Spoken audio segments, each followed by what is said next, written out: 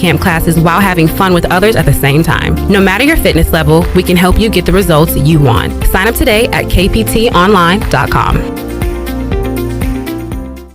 The Rick House is Eastern North Carolina's premier American-style restaurant and bourbon bar with daily specials. And here's the lineup. Mondays feature $7 margaritas and half-price appetizers. Tuesday is stuffed seafood night. Wednesday is date night. Thursday is roasted smoked lamb chop night. Fridays is prime rib night. And Saturday is Italian night and is also Fred and Wilma night with our 36-ounce bone-in tomahawk steak just like the Flintstones. And on Sunday, it's our legendary brunch from 10 to 2. The Rick House, American Provisions and Spirits, 710 Red Banks Road beside the bowling alley in Greenville. University PC Care has been the Pirate Nation's go-to IT expert since 2006. They thank you for your continued support and trust during these trying times. Many services can be done remotely and free pickup and delivery is available. As a Dell business partner and Apple authorized service provider, you can count on University PC Care for all your personal and business tech support needs. To make a remote appointment or to bring in your device for service at their Greenville or New Bern locations, call 558-1280 or go online at universitypccare.com. This is Pirate Radio, WGHB Farmville, 1250 and 92.7 FM Greenville, WDLX Washington, 930 and 104.1 FM Washington. Can you be quiet, please? Thank you. Welcome to Pirate Radio Live. Hi. Hi. Hi. Tabua. Aoub. What about Aoub? Safula. Cool, neat story. Was that supposed to be funny? There's local politics, bud. Don't go over the rules. It'll take forever. Let's just get to the draft. Let's get the pumping. I got a little taco meat on my chest. It's gonna be fun. We in the thick. I mean, everybody gonna be loud. I'm gonna be loud with them. I'm gonna be screaming too. Like, yeah, let's go, let's do this. You ready for this? I am. Now live from the Pirate Radio studios in the heart of the Pirate Nation, here is your host, Clip Brock.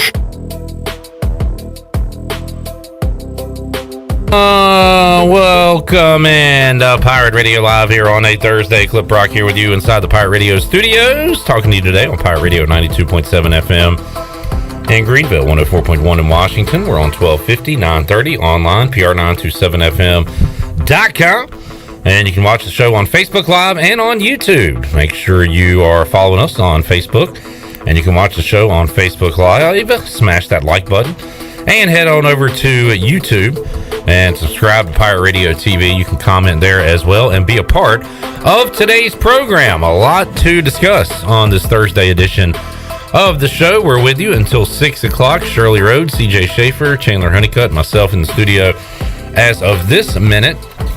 Coming up in about 20 minutes or so, we'll continue our opponent previews. South Florida trending down. Can Jeff Scott fix that? We'll talk about what he's doing to improve that Bulls program with Jim Louk, the longtime and only play-by-play voice in the history of South Florida football. He'll join us coming up in about 20 minutes or so. At 4 o'clock, we'll talk to the big man on campus, Jeff Nadu. Today, we will take a look at the ACC and the Big Ten. And, of course, we have some other news to talk about in the college football world with reports that USC and UCLA are going to the Big Ten. So we will discuss that as well and what that means for college football, for college athletics as a whole. None of it has made sense, and it continues to not make sense.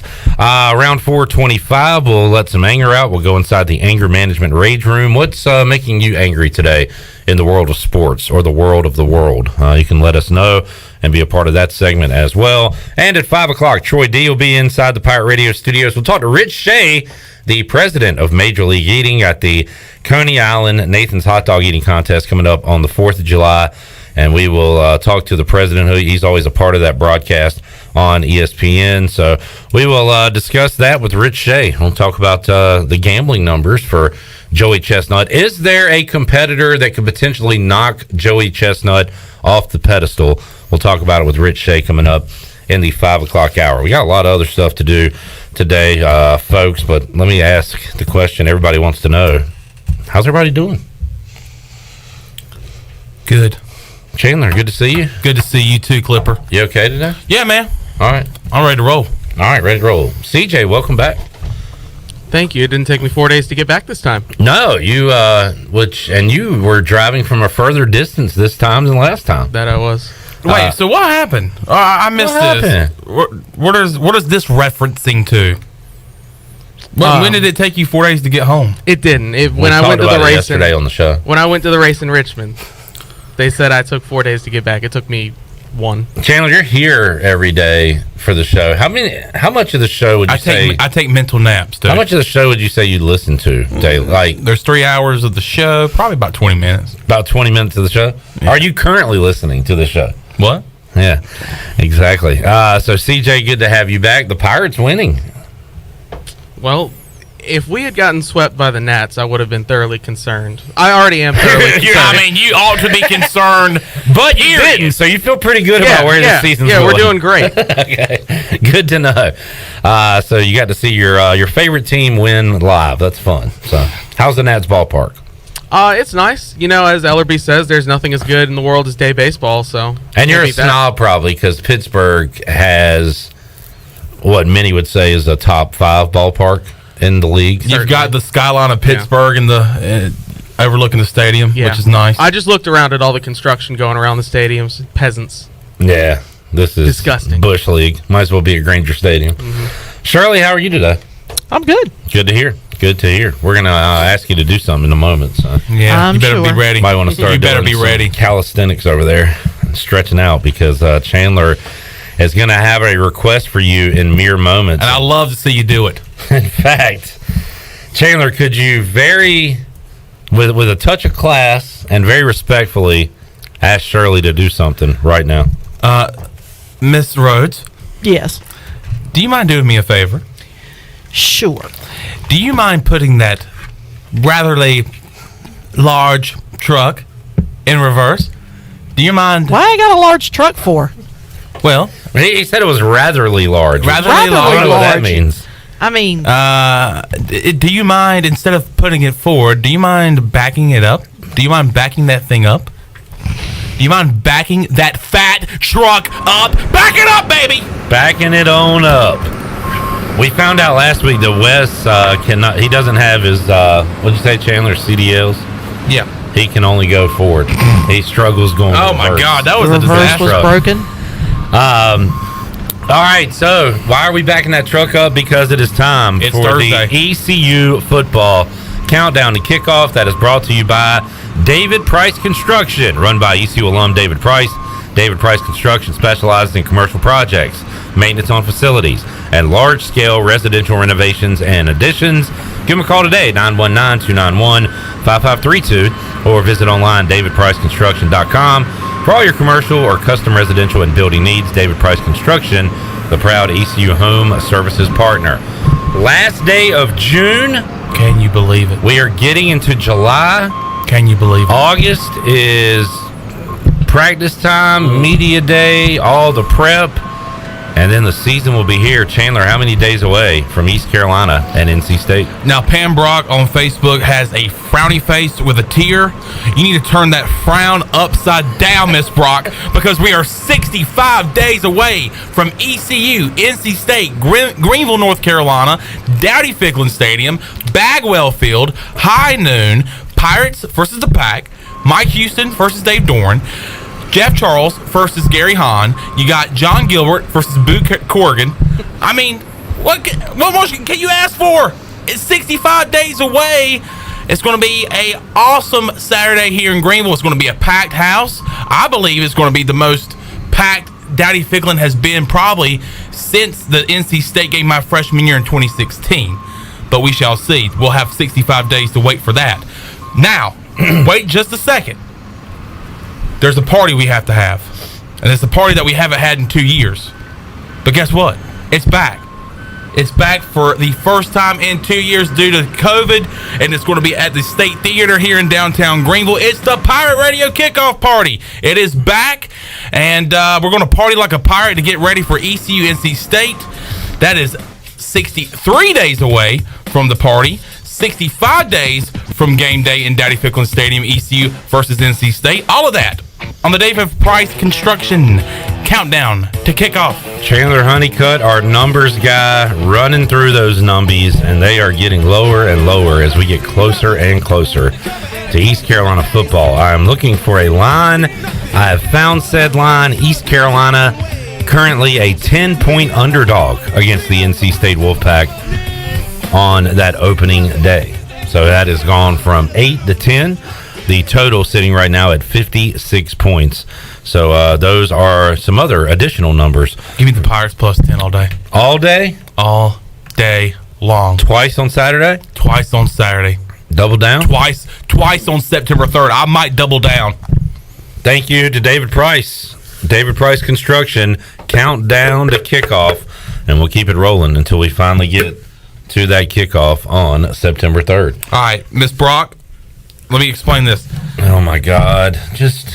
She's confused. An old person's confused online? Breaking news at 11. Your mom's not old. She's a lovely woman. But she must have clicked the sad instead of smashing the like. So we don't want you to be sad. I hope we cheered you up. Yeah. I mean, that had to cheer everyone with up. the David Price Construction countdown to kickoff. We're getting closer, folks. Closer and closer. Okay, so we got that going on. We've got the report coming out today. And is this new, Chandler? Breaking news, boys? Has this been a thing that's been talked about this afternoon? You know what? New? Actually, about 2 minutes before we came on this sports talk radio show, Breaking News Boy member CJ Schaefer broke the news that Kevin Durant has requested a trade from the Brooklyn Nets. Wow. Okay. So Kyrie Irving is opting back in to play with the Nets, right? Yeah. And until this happens. If they can't keep one, they're not keeping either. So if they can't keep both, they're not keeping either. What a DF, a dumpster fire. Speaking of dumpster fires and the NBA, we need to talk about our very own team, Clip Brock. Yeah.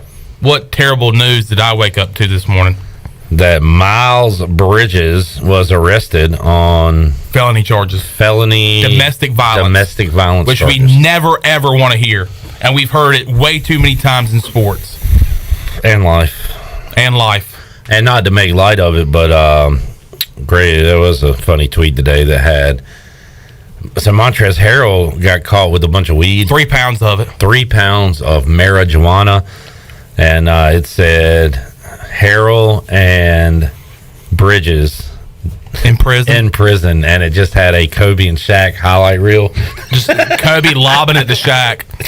And I did chuckle at that. Because just dominating the prison yard in hoops and nobody can beat them. You have to give it a good laugh. Yeah, hey, folks, you got to laugh, right?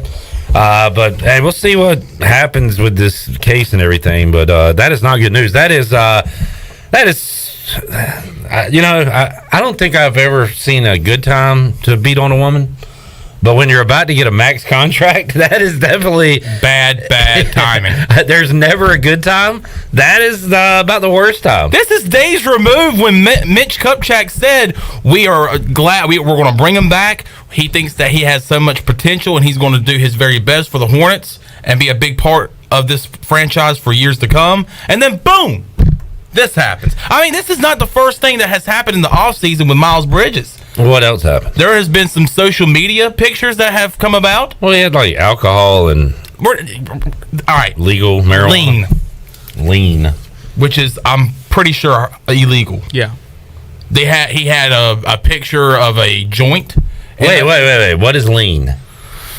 It's an alcoholic drink mixture. It gives you like a high, right? Like hallucination. Wait, but it's like over the counter medicine, right? I'm pretty sure cough syrup's in it. Yeah. Well, how's it illegal?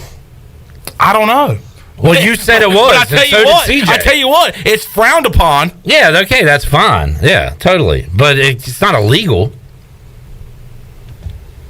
Maybe it's not. I don't know. You can't just say it's illegal. I didn't say it. Yes, I didn't know. You did.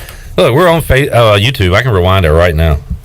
I think I said it's illegal. And I think he agreed with you. Oh, wait. No, I put it in question form. Oh, God. I said which is... Hey, nobody said it was... Maybe I said it was illegal. No. Yeah, I said which it's illegal, right? And then CJ put the stamp on it. The old stamper. Wow. Yeah, there you go. How he got out from under the bus. Going back to the Nationals part. Right in there. That was good work by Chandler. Thank you. We'll see how this works out for Miles Bridges. It'll still get paid. Like, here's the thing about these arrests and everything. Like, if the Hornets say, well, you can't sign this guy, you know what? Somebody else will. And he'll play for them. And we'll forget about this because there'll be another domestic violence story this weekend. Which is terrible to say. But, yeah, but that's how it works. That's how it is. That's how it goes. Unfortunately. Other big news in the sports world today, and this thing is moving pretty fast. It looks like that UCLA and USC could be on their way to the Big Ten, which is hilarious, but it's kind of where we are in college athletics. And I had to Google it up. I had to look it up. So let's say the Bruins of UCLA play Rutgers on a Wednesday night in college basketball. And, you know, sometimes you can make a road game. We love those drivable games to the Triangle, to Old Dominion, to Blacksburg, you know, even down to South Carolina. Maybe a West Virginia. I've driven that one before. It's a long one. But how about if you want to drive to this matchup between Rutgers and UCLA, Chandler? It'll take you a couple days. 41-hour drive between those two conference opponents. Now they'll probably fly a plane, but I just had to look up how long that cross-country drive would be to get to UCLA, to get to Los Angeles from New Jersey. 2,769 miles. That's easy peasy. On the Bud Light. Just hit I-40 West and you're ready to roll. My goodness. So, this is stupid. It's all going towards the mega conferences. I wonder if this is what it's going to be. How much loyalty do the conferences have to these teams already in their conferences? If they're going to mega conferences, does the Big Ten want to say goodbye Rutgers? Let's bring in Oregon. You know what I'm saying? There's going to be teams that are going to have to be booted. Is Kansas State attractive to the Big 12 anymore? Like Vanderbilt, are they doing enough academically to keep them in the SEC? Or hey, why don't we kick out Vandy and bring in Clemson? You know, I don't know.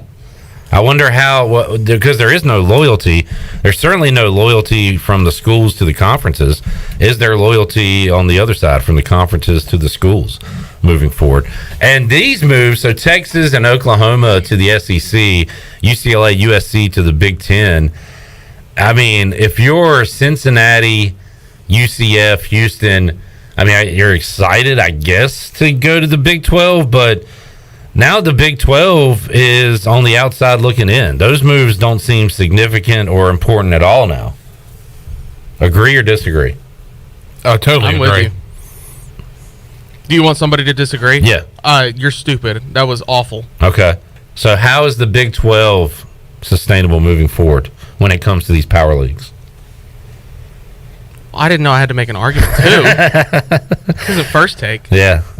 Hopefully Iowa State's got a lot coming down the pike there. That's, I don't know. It's not. It's just another conference now when you look at it compared to these super leagues.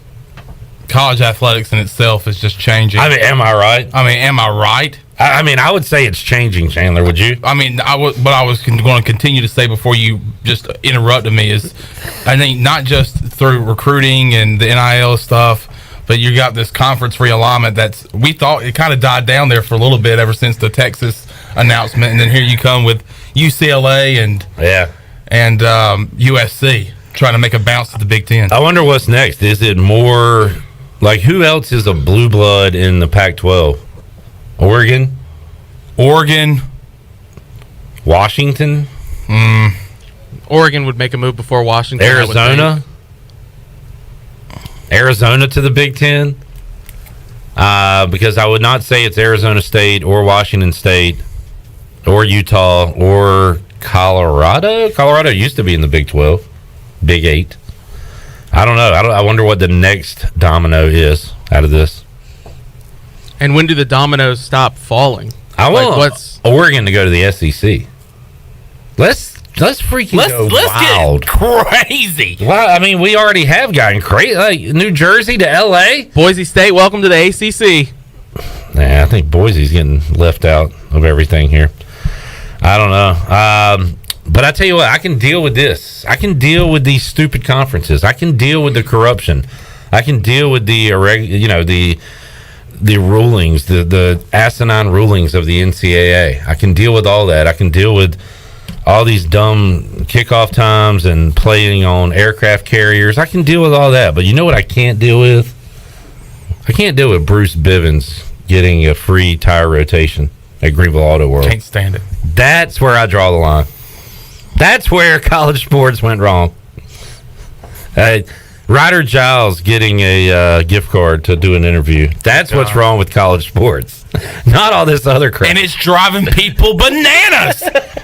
That's where I draw the line. That young man is getting a free tire rotation? Blasphemy! Not in my America. So, yeah, there's a lot of different issues. A gift card to tiebreakers? Get out of here! Yeah. Not watching, not interested, not getting season tickets. Not my college football. No, sir. No, sirree, Beb.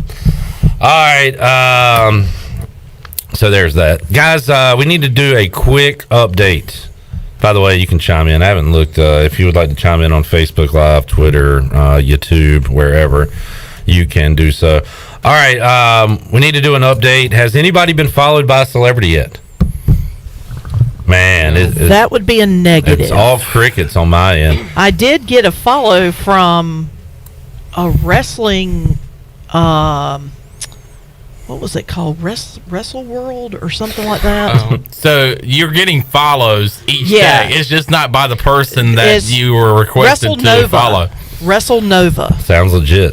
Congrats. Apparently, it is some sort of wrestling fan account where they talk about all different things. Guess who's trending on my Twitter? Who? I don't know why he's trending, but it's a guy that needs to follow Shirley Rhodes, Josh Bell. That is creepy. That's one of those things where the computers are listening to us. Yeah. I don't like that. That scares me. All right. So Shirley has not gotten a follow from Josh Bell, nor from, who was your other one, Shirley? All of us. Jim Ross. And then how about the day before? The day before was... I had Billy Ocean and Lisa Loeb. I'm over and then two. Big Dog gave us all... Who was... Jim Ross. J. Cole. Yeah. J. Cole has not followed you. CJ, you have not been followed by Matt Hardy, nor... Neither. Jim Ross. Or D'Angelo Williams. Thank you. And Chandler, you're two, whereas one of the actresses from Under the Dome. Natalie Martinez and Stephen King. And shockingly enough, Stephen King has not followed me back yet, even though I did say he was the GOAT of writing, and I said that I watched 7 documentaries in high school when I was taking English, because I wanted to, in my power, to be just like Stephen King when it came to putting a pencil in my hand and writing an essay or a story or whatever. I thought to myself, I want to be Stephen King. And then I said at the end of that tweet, I said, you truly are the Stephen King. One of the best endings to a tweet of all time.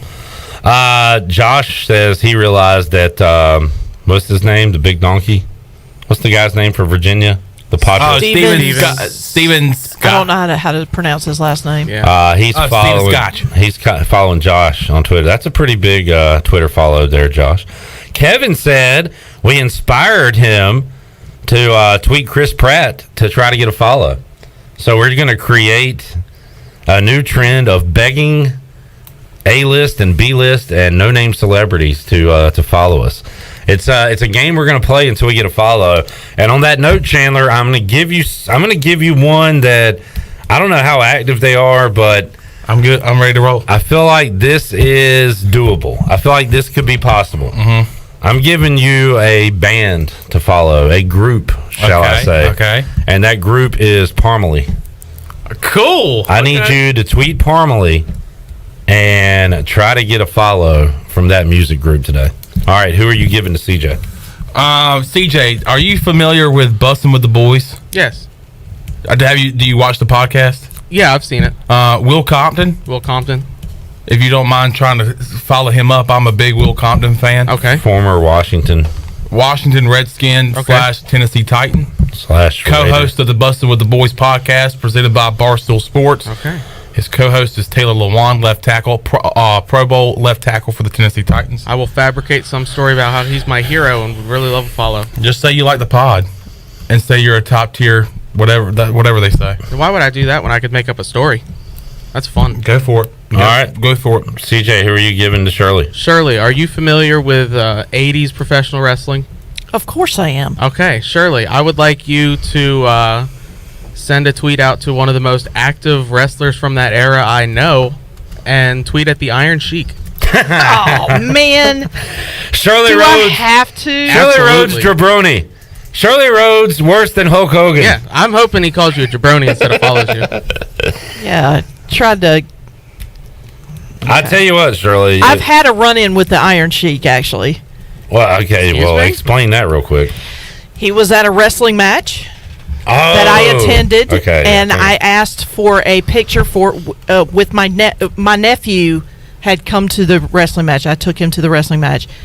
Got to meet the Iron Sheik. I asked him, I said, would you mind taking a picture with my nephew? My nephew was probably 7 or 8 years old at the time, and he basically told me, yeah, but you got to pay me. And I was like, dude, it's just a quick picture. It like the match is over. I mean, like the whole event was over. We were just kind of in a, I wouldn't say backstage or anything, but kind of like off in a different area. And I was like, it would take like 2 seconds. Nope, it's going to cost you some money. I'm like, yeah, screw that. He's a true heel. I like it. Quick update. Chandler has been typing since I gave him Parmalee. Right now, all he has is at Parmalee typed. He keeps typing stuff and deleting it. And now he's just typing random letters. So he is struggling to get that invite or get that ask for a follow. All right, Shirley, Iron Sheik, who do I need to ask? Well, I figure, Clip, if we're going to do this, you might as well go big or go home. All right, I choose to go home. See you. No. You don't have a choice. Damn it. So I figure we're going to stay in the entertainment world, obviously. Okay. One of your favorite TV shows of all time, you've talked about it for many, many years, was Lost. Oh, it is. So my choice for you today, and I do know that they are active on Twitter because they just recently tweeted something out. Don't have many follows, but they are active. Evangeline Lilly. Okay, Kate from Lost. Was a big fan of hers. So that is your assignment for today. Evangeline Lilly. All right, I like it. I am a big fan. I do not currently follow her on Twitter, but I will ask her if she will give a Losty, like myself, a follow. So thank you for that one, Shirley. All right, there we go. Who will get the first? Chandler's got some words. Let's see what he's got so far. At Parmalee, huge fan here. I currently live in Greenville and listen to Take My Name on repeat. We all sound like such psychos, which is why this is really fun. We're going to look back at all these tweets one day and probably get arrested for stalking celebrities. But we look like complete psychos, which is why this is fun. I like the... All these celebrities are going to hang out at an award show one day, and they're going to say, did you get a follow from Chandler Honeycutt, Pirate Radio? Or, well, no, I didn't get one from Chandler, but I did get one from Shirley Rhodes, who was with Pirate Radio. And the next one goes, I got one from Clip Rock. They all just kept saying goats, goat. Good luck, Chandler. Good luck, everyone, trying to get that celebrity follow. We'll stop the game when one of us gets a follow. That's how it works. What if one of us gets a mean tweet sent back at us? I mean, it's not a win, but does it get addressed and we get humiliated? I think if you get a reply, you get a... I would say that's a win. I would consider that a win. Oh, okay. It was just a reply or follow. Yeah. I'm going to say a like is not a win. Okay. No, a like is too easy. Yeah. Retweet may be a win. Half a point. Okay. You can win by getting either a reply or a follow. Correct. All right. The rules of this will continue. I think this could go on forever. I mean, I hope to God not.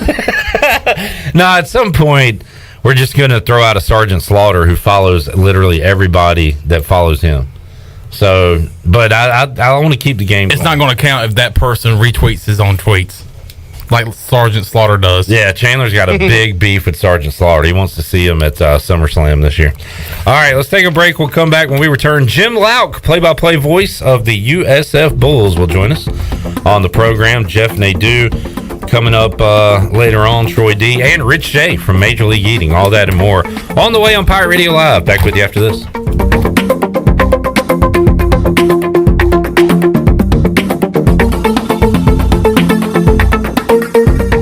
America's favorite light beer, Bud Light, is also the official beer of the ECU Pirates. When planning your fun times at the pool, river, beach, or backyard grilling, be sure to pick up some Bud Light at your favorite retailer. Bud Light carefully brews their beer to be perfect for anywhere there is fun, because when there's fun, Bud Light is there. Have fun this summer, Pirate Nation, and always stay in the game and drink responsibly. Bud Light, the official beer of the ECU Pirates, and proudly distributed by Carolina Eagle Distributing since 1989.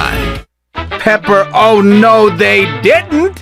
Papa John's just took their signature pepperoni and hand-stuffed it inside that garlic-kissed crust. Oh, now that's an epic pepperoni stuffed crust pizza like no mouth has ever seen! Hey, Pirate fans, the Papa John's Epic Pepperoni Stuffed Crust One-Topping Pizza is only $13.99 and is an MVP move for game day or any day. Place your order online at papajohns.com and sign up for Papa Rewards. Papa John's, the official pizza of the ECU Pirates. Hey, Pirate fans, Derek Pizzeni from Carolina Wealth Management. Are you a fiduciary? That's a question every investor should ask their advisor. A fiduciary is an individual who acts in the best interest of a particular person or beneficiary. Is your advisor a fiduciary? You should know it's your money. At Carolina Wealth Management, we do things differently from other investment firms. To learn more about the benefits of working with a fiduciary advisor, visit mycarolinawealth.com. That's mycarolinawealth.com. Join us at Purple Blossom Yoga Studio, Greenville's premier yoga studio, for our wide array of classes, including restorative, power, hot yoga, and more. We even fly into the weekend with our aerial yoga workshops. New to our studio? Check out our special for new yogis. 3 classes for only $30. Check out our website or social media for all the information and up-to-date schedules at Purple Blossom Yoga Studio. Purple Blossom Yoga, where your health and mindset collide and help you transform to a new you. Hey Pirate fans, this is Coach Cliff Godwin. The physicians at Orthopedics East and Sports Medicine Center have been caring for our athletes at ECU for more than 35 years. Whether it's treatment for our sports injury or it's time for that joint replacement, Orthopedics East provides the latest in operative and non-operative orthopedic care, physical therapy, and diagnostic testing. For experienced and professional services, call the team at Orthopedics East at 252-757-2663 or visit them online at orthoeast.com. Go Pirates! Hey Pirate Nation, this is proud ECU graduate and former baseball player Brandon Manning inviting you to join my team at Farm Bureau Insurance. Right now is a good time to review your coverage with a local trusted agent like me.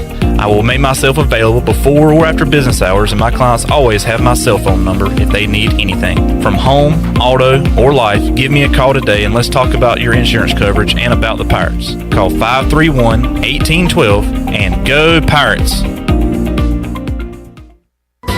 Have you ever seen those exotic aquariums like the guys do in Las Vegas on television? You ever thought about having one of these aquariums in your business? It's more affordable than you think. This is Hal Pruitt with rentafishtank.com. We can make having an aquarium in your business turnkey with no work, cleaning, or hassles for you. Rentafishtank.com creates a relaxing atmosphere and keeps children occupied. Rentafishtank.com already services many dental, pediatric, and doctor offices, plus hospitals and senior living centers. Check us out at rentafishtank.com.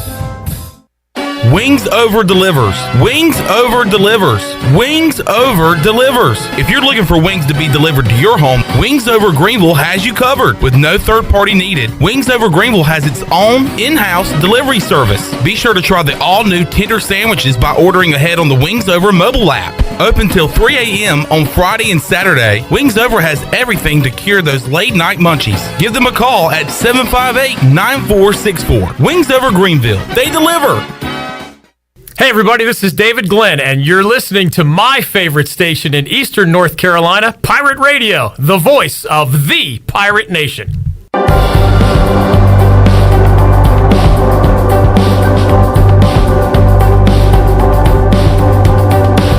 listening to Hour 1 of Pirate Radio Live. This hour is brought to you by University PC Care, your local tech support experts for all your personal and business needs. Visit universitypccare.com to learn more today. Now, back to the show. Welcome back. Grab your amigos and head to Chico's for the best Mexican food and fun in Greenville. Come and enjoy favorites like shrimp tacos, steak and chicken fajitas, burritos, enchiladas, ACP, and more. Follow Chico's on Facebook and Instagram for daily updates. For Mexican food and fun, it's got to be Chico's for dine-in or to go. Now let's head back in to PRL. Here is your host, Clip Brock. Alrighty, back with you here on Pirate Radio Live. Everybody got their tweets out? Yeah, bro. Alright, I've tweeted Evangeline Lilly from Lost fame. CJ has tweeted Will Compton. Chandler has sent a tweet to Parmalee. And Shirley in progress with Iron Sheik. Can we read our tweets? Let's read them real quick. I said to Evangeline Lilly, who played Kate on Lost, "Hey, Evangeline, can you follow back real quick so I can win a contest? You can unfollow me in 4, 8, 15, 16, 23, or 42 minutes after you follow me. That's fine. I just need to follow before Desmond leaves the hatch and the world ends. Thank you." A very cringy, nerdy, Lost fan, desperate tweet there. But if it gets the job done. So I'm very happy with it. I'm very happy with what I did. All right, Chandler. At Parmalee, huge fan here. I currently live in Greenville and listen to Take My Name, which is, this is not me in the tweet, but that is the #1 on the Billboard country chart. Big fan of that song. Take my name, and no one is around you. Huge fan here. I currently live in Greenville and listen to Take My Name on repeat all day long. In fact, I'm currently listening to it live on Sports Talk Radio at PR927 FM, which I might get fired for. But you know what? I don't give a rat's ass. All I want is a follow. That is going to have to go down as the best tweet today. Chandler, these people, and this is why I love this contest, and this is why right now you're my MVP of the contest. You look like a complete crazy person, which is awesome. Which is like, I'm currently listening to it live on Sports Talk Radio. You're embracing which I might get fired for. Which I might. But you know what? I quote, and I mean this, I don't give a rat's ass. Follow me, Parmalee. Follow me. Follow me. Take my name and follow it on Twitter. CJ. I went with an easy one. I said at Will Compton. Hey, man. Big fan of the pod. I'd really appreciate it if you could help me beat my coworkers in a contest and throw me a follow. Okay. And I told Clip during the break, I feel like he might do it. Because he is very active on Twitter. Yeah. And he interacts with a lot of the people that respond to him on Twitter. He follows a lot of people. He does, like 1,555 to be exact. All right, Shirley, what did you send to the Ultimate Heel Iron Sheik? I kept it just short and sweet and simple. At Iron Sheik. Hey, this jabroni is requesting a follow to beat my coworkers in a contest. How about it? Okay. You referred to yourself as a jabroni. That'll get you good points. That was smart. Mm-hmm. It's just like the one I did for Jim Ross. You just better hope that at the time he reads that, he's stewing about something Hulk Hogan did, and he's like, "I'll follow you since you not jabroni like Hulk Hogan." That would be like his reply to you. So good luck, everyone. All right, let's head out to the Pirate Radio Live line and talk to the play-by-play voice of the South Florida Bulls. I wonder if he's on Twitter, and we can get a follow from him. Jim Louk joining us today on PRL. Jim, great to have you back on Pirate Radio. How you doing? I'm doing good. Looking forward to another season. Yes, sir. And boy, Jim, you have seen a lot of ups and a lot of downs, a lot of highs, a lot of lows during your time as the play-by-play voice of the South Florida Bulls. And been a struggle of late for South Florida. But looking back on the whole thing, Jim, you've seen some really good times down there in Tampa. Yeah, from national rankings in the top 10 in 2007 and 2008, and bunch of bowl wins, but like you said, it's been a little bit harder to find success the last couple of years. I think they've reloaded pretty well in this off season, and there is some optimism going into 2022, but definitely the fan base would would like to get back to some of those successful years, and I'm right there with them. Jeff Scott, head coach there at South Florida. You think that things are trending in the right direction, and why is that, Jim? What is Jeff Scott and that staff doing to try to get back to the winning ways down there? Well, if you're not in Tampa, I'm not sure that people realize what a complete and total rebuild this was for Jeff Scott. He's now heading into his third year. And he's got his team. One of the things that really struck me during spring ball and even the spring game, it sounds like something you'd take for granted, but we were just amazed looking at those spring practices and how many players were out there. This team was so thin the last couple of years because of the coaching regime change, because of COVID, because of injuries, that watching them this spring, it felt like the first time in a couple of years they were fielding a full Division I college football team. So if for no other reason, that was good to see. But they've also, like a lot of programs, hit the transfer portal hard. They've got a lot of talented guys coming in. They do have a good core coming back. And last year, even though the record wasn't what they wanted, when you really look at that year, there were a lot of games they could have won that they were oh so close, and they didn't make a play, or they had a penalty, or this happened or that happened. They probably weren't as far away as it appeared at times last year. So I think for all of those reasons, people are finding some optimism for the upcoming year. Jim Louk joining us. Jim, you mentioned the portal there. How about as far as recruiting goes? And this answer could change year to year, certainly changes over the years, but who is winning the Sunshine State right now when it comes to recruiting? Is it, Miami, Florida, Florida State, UCF? Where does USF stand there? And of course, there's poachers from other states coming in. So how about as far as Florida schools go right now, who's winning those major recruiting battles?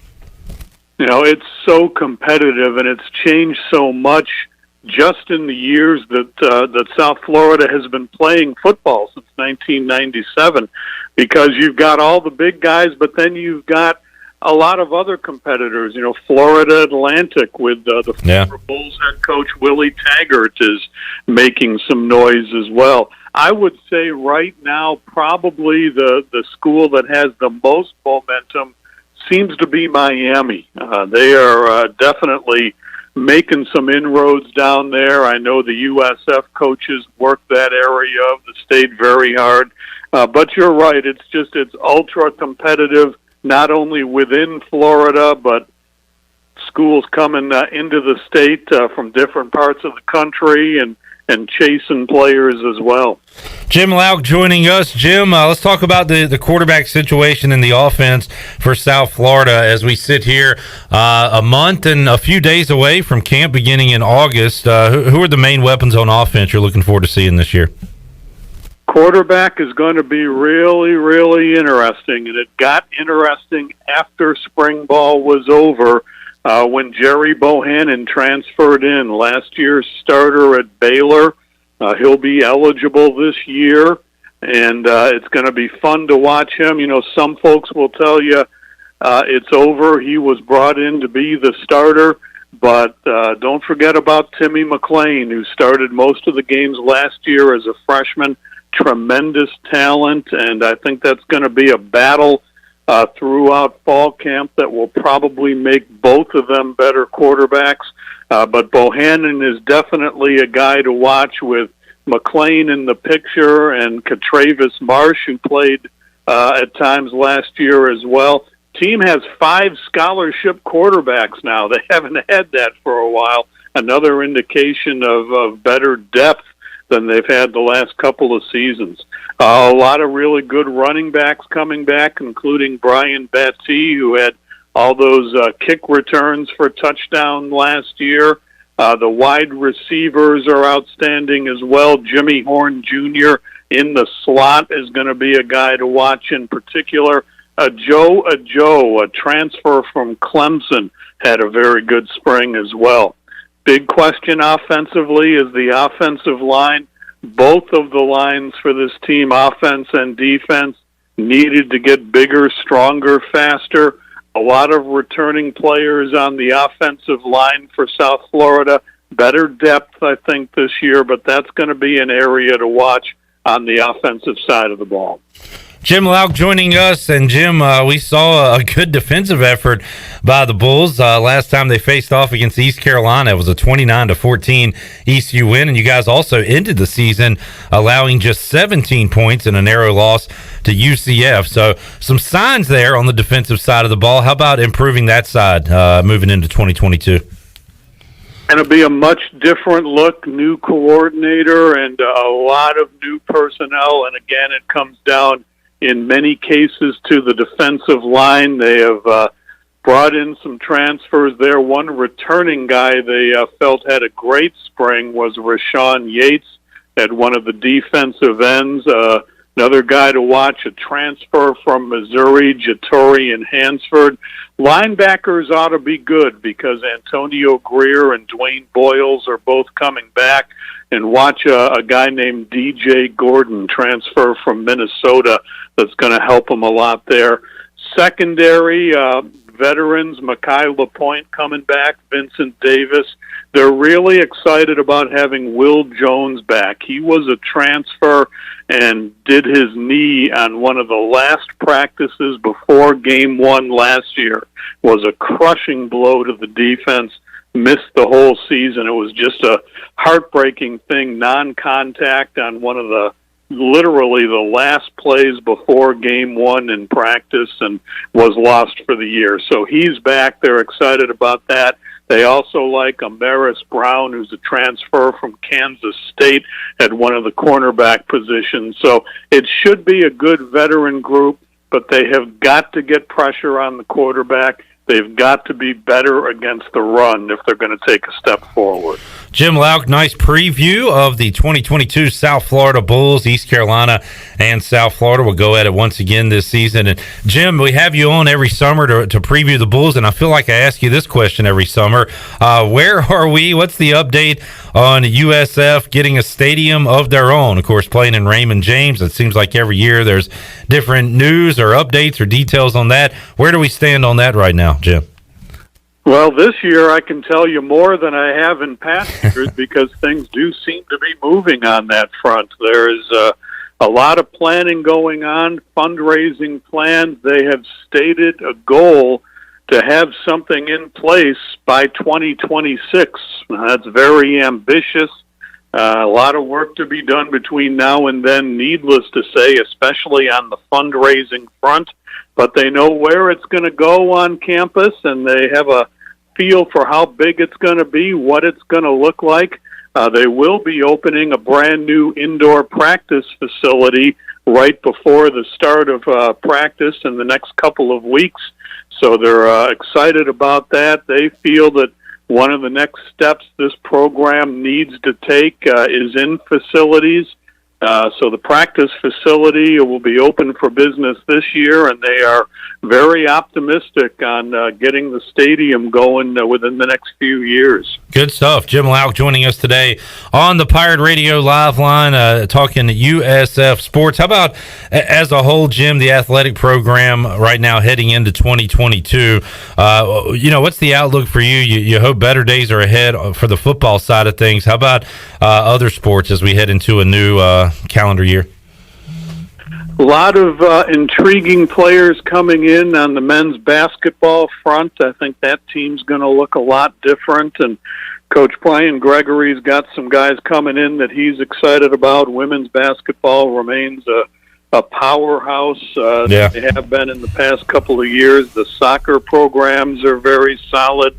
There's a couple of new sports beginning. The department has just named their very first women's lacrosse coach. That program will be starting up in the near future, and they also have announced that beach volleyball will be starting. So program and department continues to grow, and they're hoping for a lot of postseason, starting with soccer and volleyball and football and fall. Jim, I'm a huge East Carolina basketball supporter. Go to every game at home. Sit with my dad, Section 213. I love it, and it has been a rough road for Pirate Hoops over the years. But I want to give you credit. I heard you calling East Carolina and USF on ESPN Plus this year, and you did all you could to make that the most interesting game in the world. So sometimes those two teams, I say sometimes, seems like all the time, they play a low-scoring eyesore of a game, but you did your all to make it entertaining. So thank you for that.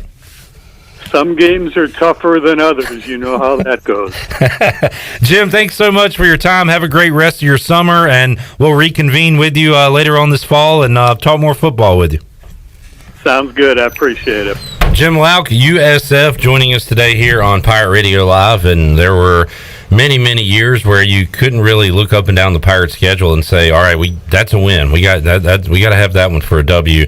I think, is it safe to say that about South Florida in 2022? I don't want to, be overconfident or anything, but right now, as a program, as a team, that's a game that East Carolina will be favored in. Absolutely. Yeah. Definitely on the down tick there in Tampa, and Jeff Scott's seat is on fire.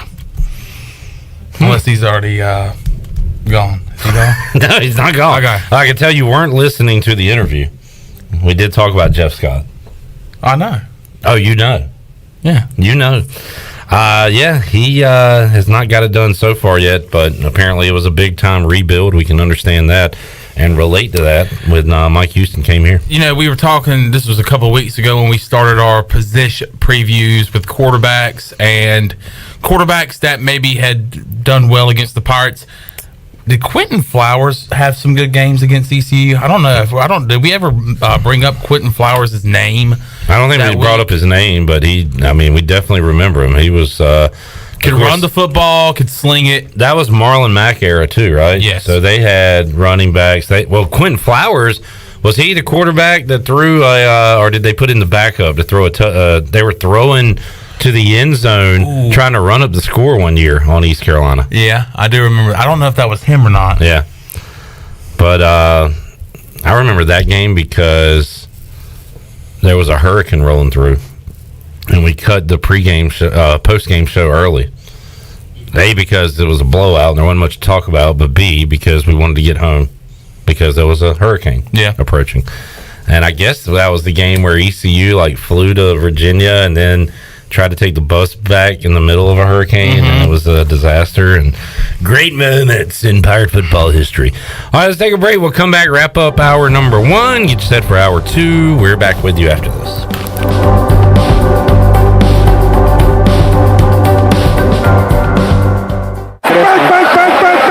It's back. The Pirate Radio Football Kickoff Party, presented by Bud Light, is back on Thursday, September 1st. Before the Pirates host the Pack on Labor Day weekend, Pirate Radio will once again be throwing the best party of the year to help kick off football season. Come join us to celebrate the start of Pirate Radio's 20th football season, as we'll be joined by this year's entertainment, The Breakfast Club. Enjoy your summer, and we'll see you Thursday night, September 1st, at the State Theater in downtown Greenville. We are Pirate Radio, the voice of the Pirate Nation. Hey Pirate Nation, Lindsay Gray here with Carolina Caliber. In 1960, my granddaddy started his firearm business right here in Eastern NC. Still family owned and operated, we have the area's largest selection for outdoor shooting sports and accessories and are one of the nation's top firearm dealers. At Carolina Caliber, we have everything you need from hunting, home defense, and personal protection, including a wide variety for ladies and youth. We buy, sell, and trade. It's a time-honored tradition. Visit us at Carolina Caliber on Fire Tower Road in Winterville.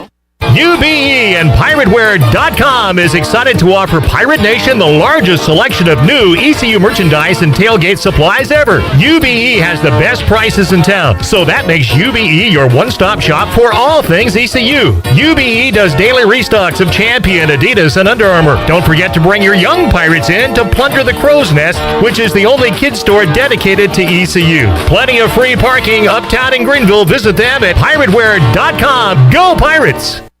Winslow's Deli is now Fifth Street Hardware, restaurant and tap room. With a brand new look, Fifth Street Hardware also has a brand new menu, serving lunch and dinner every Tuesday through Sunday, and brunch starting at 10:30 on Sundays. What else is new? Well, how about poker every Tuesday night and Trivia Wednesday with DJ Captain Morgan? It's a new look and a new name, but the same great location on Fifth Street beside the State Theater. Follow them on Facebook and Instagram for specials and events. Fifth Street Hardware Restaurant and Tap Room. Hi, this is Jeff Charles, and welcome inside the booth. The guy known as Kitty Cott is going to Cooperstown. And just wait until you hear these numbers. I'll have them coming up next.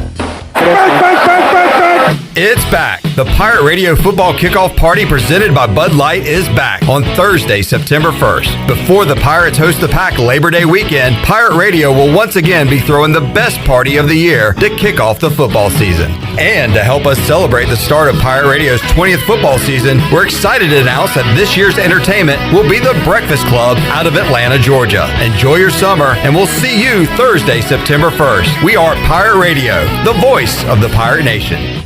Here are some numbers. 283, the number of career wins. 16, the number of gold gloves. 25, the years he pitched in the big leagues. And 25 again in 1962, where he led the American League in wins. And how about this number? 15, the number of years he wore the same glove. Plus 237, the number of games he lost. You have to be good to lose 237 games. That means you were around a long time. Here's another number, 7. 7 Emmys for broadcast work with a number of national networks and different teams' broadcasts. And still one more number, 83, as in 83 years young. He is the pride of Hope College in Zeeland, Michigan, where he has written a check for the baseball fields in his hometown. Jim Cott has been good for baseball, and now his induction into the Hall of Fame is much deserved. Come on back again next time, and we'll visit inside the booth.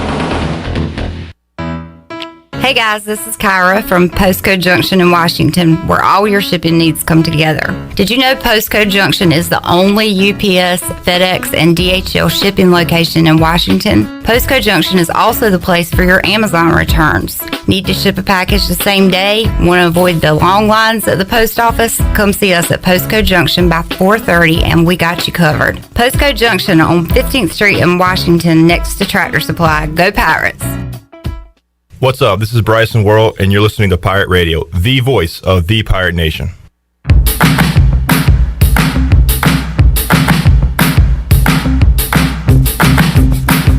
You're listening to Hour 1 of Pirate Radio Live. This hour is brought to you by University PC Care, your local tech support experts for all your personal and business needs. Visit universitypccare.com to learn more today. Now, back to the show. Welcome back. University PC Care has been Pirate Nation's go-to IT expert since 2006 and are the local tech support experts for any of your business needs. Let University PC Care take care of it so you can take care of business. Visit universitypccare.com to learn more today. Now let's head back in to Pirate Radio Live. Here's your host, Clip Brock. Back with you, Pirate Radio Live, here on a Thursday. CJ, what are you doing? He was dancing over here. Let the man dance. Dance like no Dance, one's watching. baby, dance! This Kevin Durant news has me excited. I'm all giddy. Why are you excited? Because this is awesome. The league is breaking down. He's just going to join another great team. And it's until then, another version of the transfer portal. Yeah, and until then, we get all the chaos that comes with it. In fact, Keith Smith works for the NBA and media. He said he's been talking to folks around the NBA, and the belief is that everything is going to pause with the opening of free agency until Kevin Durant has been traded. So he might be traded in the next 2 hours. Okay. This is the best part of the NBA season. This part right Free here. agency? Yeah, this is the best. And the I want out, I want to trade? Yeah, that's that point of the year. All right, so there's an outside shot. We could talk to Garrett McGinn in the next 2 days. Just he was an All-Pro named in his first year at the USFL, playing in New York, New Jersey. And are they just New Jersey or are they New York, New Jersey? The Generals. New Jersey Generals? New Jersey. New Jersey Generals. And I contacted him today. He said he might have time, but at that present moment he was busy doing this activity. What was Garrett McGinn doing that was keeping him from joining me for an interview on the show? Let's go around the horn. I'm going to say he was going on vacation. Okay. Would you like to be more specific? What do you think he was doing on this vacation? At the beach in the Caribbean. Okay. Like just chilling on the beach? Yep. Umbrella drink? Yep. Okay. Chandler? I'm going to say he went fishing. Okay. Let's be more specific. What do you think he's trying to catch? I think he's doing some trout fishing. Looking for some trout. All right, Shirley, do you have a guess on what Garrett McGinn was doing? I can't guess because you told me. Oh, yeah. That's right. Because I was talking to you. You should have just said it, and I wouldn't have remembered that I told you. All right, Garrett McGinn. Chandler, you were the closest, although he was near the water. Garrett McGinn said, I might be able to later. I'm out on the boat scalloping. Scallops! Scalloping. My grandmother, God rest her soul, loved her some scallops. Oh, I thought you were going to say she went scalloping. She just ate scallops? No, she loves scallops. I like scallops. But in order to eat scallops, you have to go scalloping, and that's exactly what Garrett McGinn is doing. When I hear scallops, I think of Gordon Ramsay yelling at people about scallops! Scallops. They're raw! They're raw! So how does one go about scalloping? We'll ask Garrett if he joins us, or if not, we'll have to remember to ask Bryce next week. That sounds like a topic for Bryce Williams. The art of scalloping. So that's why Garrett McGinn's not joining us on the show. Coming up on Friday's show, Malcolm Gray will join us, fresh off of his promotion at East Carolina Athletics. So looking forward to talking to him. Billy Weaver will stop by as well. Tony Dunn, Brian North, Mark Greenhalgh. We got a lot of fun coming up on Friday and a lot more show to go here today. So let's take a time out. When we return, we will talk college football and talk ACC, Big Ten, and more with the big man on campus, Jeff Nadu. Ohio State, runaway favorite in the Big Ten. Clemson, highly favored to win the ACC. Is anybody competing with those teams? Jeff Nadu will talk about that when we return. We're talking college football on Pirate Radio Live after this.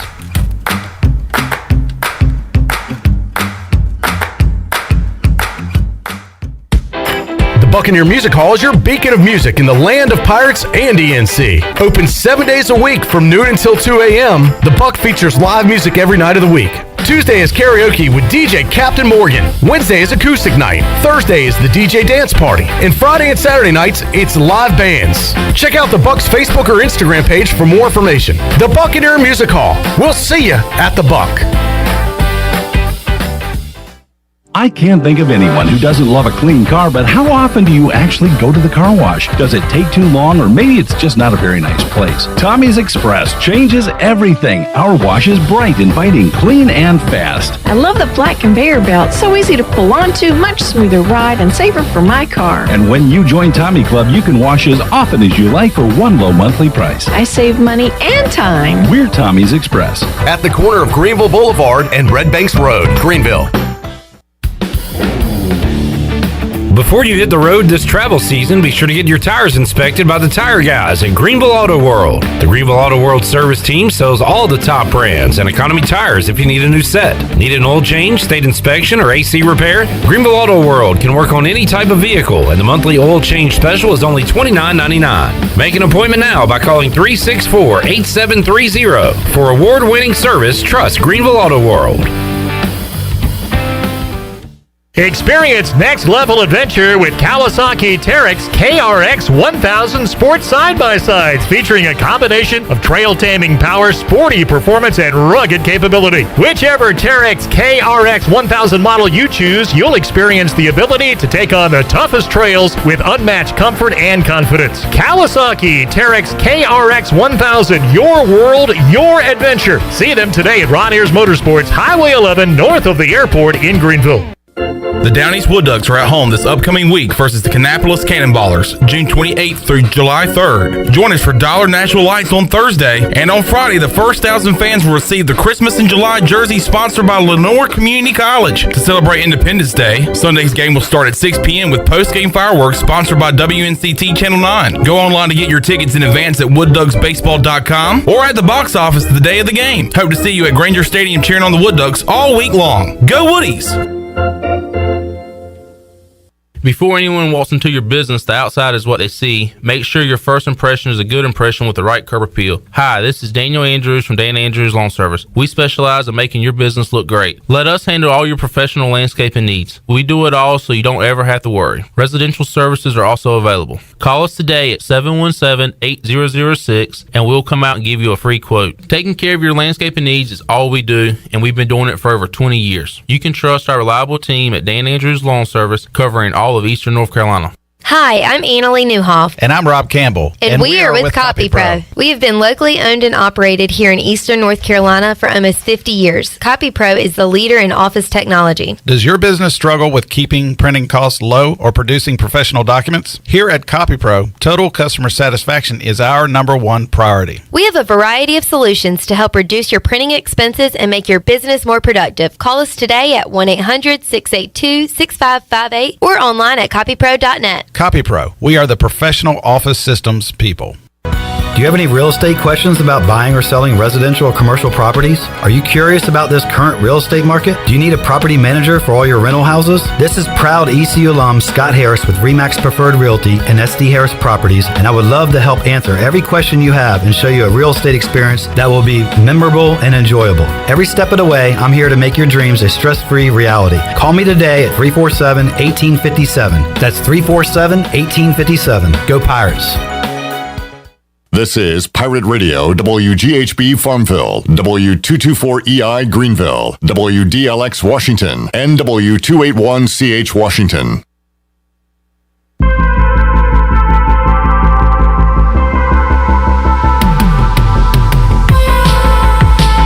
You're listening to Hour 2 of Pirate Radio Live. This hour of PRL is brought to you by Beauty Bar Metaspa. Do you want to get rid of wrinkles, tighten and lift your skin, smooth your skin texture, erase veins and brown spots, and get rid of unwanted hair? Are you interested in Botox or filler? Visit beautybarmetaspa.com to set up a free consultation. Now, back to the show. Welcome back. UBE has been an ECU tradition for over 50 years. You can shop online anytime at pirateware.com. UBE has the biggest and best selection of ECU sportswear and accessories for Pirates of all ages. Every day is game day at UBE. Now let's head back into Pirate Radio Live. Here's your host, Clip Rock. Alrighty, back with the Hour 2 of Pirate Radio Live here on a Thursday. We will go inside the anger management rage room later on this hour, talk about what's bugging us in sports and life. Coming up at 5 o'clock, Troy D will be in the Pirate Radio studios. Rich Shea, president, Major League Eating, will join us, as we just said, for the July 4th Nathan's Hot Dog Eating Contest, Coney Island. It'll be going on, and we'll give you all the details. And is anybody out there going to take down Joey Chestnut? Is it going to happen this year? Is it going to happen in the next 5 years? We'll talk about that as well with Rich Shea. All right, right now we'll head out to the Pirate Radio Live line, talk some college football with the big man on campus, Jeff Nadu. We got to look at the ACC, the Big Ten, and some news to discuss from today as well. Jeff, welcome back to the show. How you doing, man? I'm great, Cliff. How are you? Hey, doing great. And Jeff, we picked a couple of conferences to talk about today, but before we get to those conferences, the ACC and the Big 12, we got some big news in the college football world earlier today regarding the Big 10 and the Pac-12, where there are reports that USC and UCLA are moving, or are in talks anyway, about moving to the Big 10. And it's another example of these teams getting together, making these super leagues, and probably the East Carolinas of the world and others could be left behind when it's all said and done. So how about this move that could have a major domino effect here, Jeff, that came out today? Well, I mean, from my point of view, I don't know. I think it continues to kind of destroy what we know of as college sports, really at the high level. I can understand maybe Texas going to the SEC, stuff like that, but when you start seeing this, national move from the west to the east when you're a Western Conference school, I don't know. You got to wonder. I mean, how does that even work? How would it even work for basketball and things like that? I remember Gonzaga, there was rumors they were going to go to the Big East, and people were up in arms. How would that actually work? How are you going to do games at 9 a.m.? Look, I'm not a big fan of change. I like things how they are. I think this is kind of the early start of kind of college football as we know it going away, which sucks. It'll only be the major stuff. I like to see all the conferences. I like it how it is. I agree, and I'm almost accepting of it at this point that it's not going to be the same years from now and moving forward. But do you think the NCAA basketball tournament remains sacred? Does Omaha remain sacred? And it's kind of equal opportunity for everybody. And we see this massive shift in football with who's playing who and the divide. There's going to be a split, it looks like. But do you think those other sports are going to be safe and we'll still have those, March Madness? I mean, I think that's something that's always going to be there. I mean, that's just something you don't mess with. And that's the great thing about college sports, really, in the end. I mean, look, the thing about college football that we have to remember is it's largely been, for the last, at least in my lifetime, I mean, I can't seem to remember many. I mean, it's largely been a 4 or 5 team race a year. It's never like college football where they give you they don't give in college football every team a chance. The truth of the matter is, and this clip, if East Carolina win every game, it's still unlikely they'll be in the college football playoff. And we saw what happened last year when, a team like Cincinnati got in it, or these teams get in it. So I guess in the grand scheme of things, it won't be that big a deal because the teams that I bet on, like the AAC or the Sun Belt, will largely be unaffected by this, and in the end, it won't really matter anyway. So I guess that's the thought, but no, I don't think March Madness will ever be messed with. There's too much money in it, and it's too perfect to mess with. Maybe they'll add some more teams, but that's fine in the end. Yeah, it's almost like you get the illusion of a chance. And Cincinnati, for them to get to the spot they got in, all they had to do was go undefeated for 2 straight seasons. They did it the year before, left out, so they had to go back, do it all over again, snuck in, and did lose that game. But you get that illusion that, hey, you have a shot to win the national championship when really, you said it, if East Carolina runs the table this year, they're probably left out. They would have to do it like 2-3 years in a row to even get a sniff at it. And, it's one of those things. But go ahead. I mean, let's just call a spade a spade. Yeah. I mean, Cincinnati, look at all they did, as you said. They still barely stuck in. And let's be frank. I mean, it was a dreadful game. Yeah. I mean, it was a dreadful performance. It was a game that, look, let me ask you, would you have rather seen, anyone else in there outside of Cincinnati? I would have.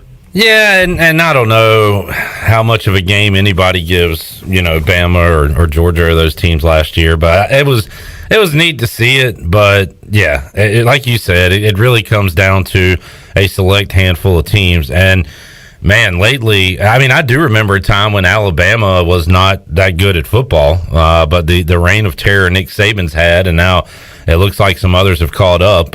And let's talk about that real quick, Jeff, because Ohio State is a team that is looked at that can win a championship this year and maybe dethrone the SEC. They are big favorites to win the Big Ten, and we'll start there, Jeff, with the Buckeyes. The next highest odds to win that league, Michigan, and I'm seeing plus 650, and Penn State plus 850. So Ohio State an overwhelming favorite to win that league. Is anybody close to the Buckeyes this year? I don't think. I mean, obviously, it's always going to come down a lot of the time. Look, and I think Michigan will be very good. I mean, they have a lot to replace. They're not a team that can completely retool so quickly like an Alabama or in a group like that. This was a very good defense last year. I mean, only gave up 17 points a game. I thought they were much more equipped to deal with. Their new coordinator was just significantly better. He ended up moving on to the NFL, so that's kind of concerning because, when they had that Dom Brown guy many years ago, 3-4 years ago, they were a good defense, but they gave up a lot of big plays. McDonald really limited with it. And look, they had a lot of great players. Mason Hudson, David Ojabo, Daxon Hill, all those guys. Those guys all move on. You got to bring in some new coordinators. Who ends up playing quarterback? Obviously, it's probably going to be Cade McNamara. They do have a pretty good offense. Ronnie Bell will be back. So I think offensively they should be pretty strong. They're always going to be pretty good defensively. But you look at Ohio State. I mean, all due respect, I think they have they have a top 3 quarterback in C.J. Stroud. Smithing Jingba is probably the best receiver in the country. I mean, remember that game he had last year? It was a mad number type of game. Running back is a high level for them as usual. And look, defensively, they don't ever have to be elite, even though they're generally pretty good because they're so good offensively. I look in this league and I kind of try to find it. Penn State, I think, is down this year. Michigan State's interesting. You know, I obviously I kind of like what they have. They have some good players coming in off the transfer market, and you know, Mel Tucker, I thought they took a major step forward. Yeah. They did lose some receivers, and defensively they'll be good, but in the end, I have a hard time to answer your question. No, I don't think anyone will dethrone Ohio State. And what have you done for me lately? Well, the last game C.J. Stroud played, I had all of his props, Jeff, in that Rose Bowl game, and he hit them like in the first half, and it was an amazing display of offense there. In fact, they were playing catch-up against, Utah, I believe, in a shootout there, a fun one. But C.J. Stroud actually the favorite to win the Heisman at what I'm looking at. And I don't know if you ever want to take the favorite for such low odds, but that's the kind of quarterback we're talking about here. And he should be able to kind of roll through the regular season and just put up monster numbers, right? Yeah, he's not going to have any issue. I will say, you know, again, I'm not betting the favorite either, but yeah, I mean, he's a guy that, you know, they throw a lot in that offense. They obviously have a great offensive line always. You know, he's going to be a top-level guy. They should get to the Final Four. There's really no issue there. And that game, it's going to come down to Michigan, but look, as we saw, it's not easy for Michigan to beat them. They finally did it last year, but I'll tell you a team I like in this conference, and look, they're not going to win it or anything, but I think they're going to cover a lot of numbers. I think they're going to challenge in the Big Ten West. Minnesota. I'm pretty high on Minnesota. I think this is a good football team. PJ Fleck, as we know, always gets them raring and ready to go. They need to obviously not lose that really bad game. They lost a game last year to Bowling Green. It was an ugly loss. They have to just get up for those games. If they can get past that, I think they're going to be quite good. They have a new quarterback coming back, Tanner Morgan, who's been there for years, it seems like. Their offensive coordinator ended up not leaving. They bring back Mohamed Ibrahim, who had an injury last year. He's one of the top rushers in the country, let alone in this conference.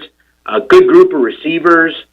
Defensively, I think they're pretty strong. They bring back most of their guys. This was the team clip second in the league in scoring defense, only behind Wisconsin. So, you know, this is a good football team. I think they're going to cover some numbers this year. I'm looking forward to Minnesota. Also looking forward to Purdue out of the Big Ten West. I like Aiden O'Connell a lot.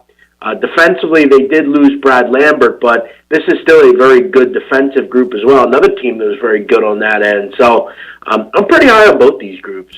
Here's one team you didn't mention, Jeff, and I'm having some flashbacks of our conversations from last year, and that's Nebraska and Scott Frost. And I don't know how many times we talked about, all right, if Scott Frost is going to do something, it's got to be this week. It's got to be this game. And he has just not got it done there in Nebraska. But still there, coming off 2 straight 3-win seasons. They were 3-5 in a shortened season in 2020. But 3-9 last year, 1-8 in conference play. So the writing is on the wall here, Jeff. And I don't know, just judging by your past comments, I don't think you're going to say you believe in them for 2022. What do you think?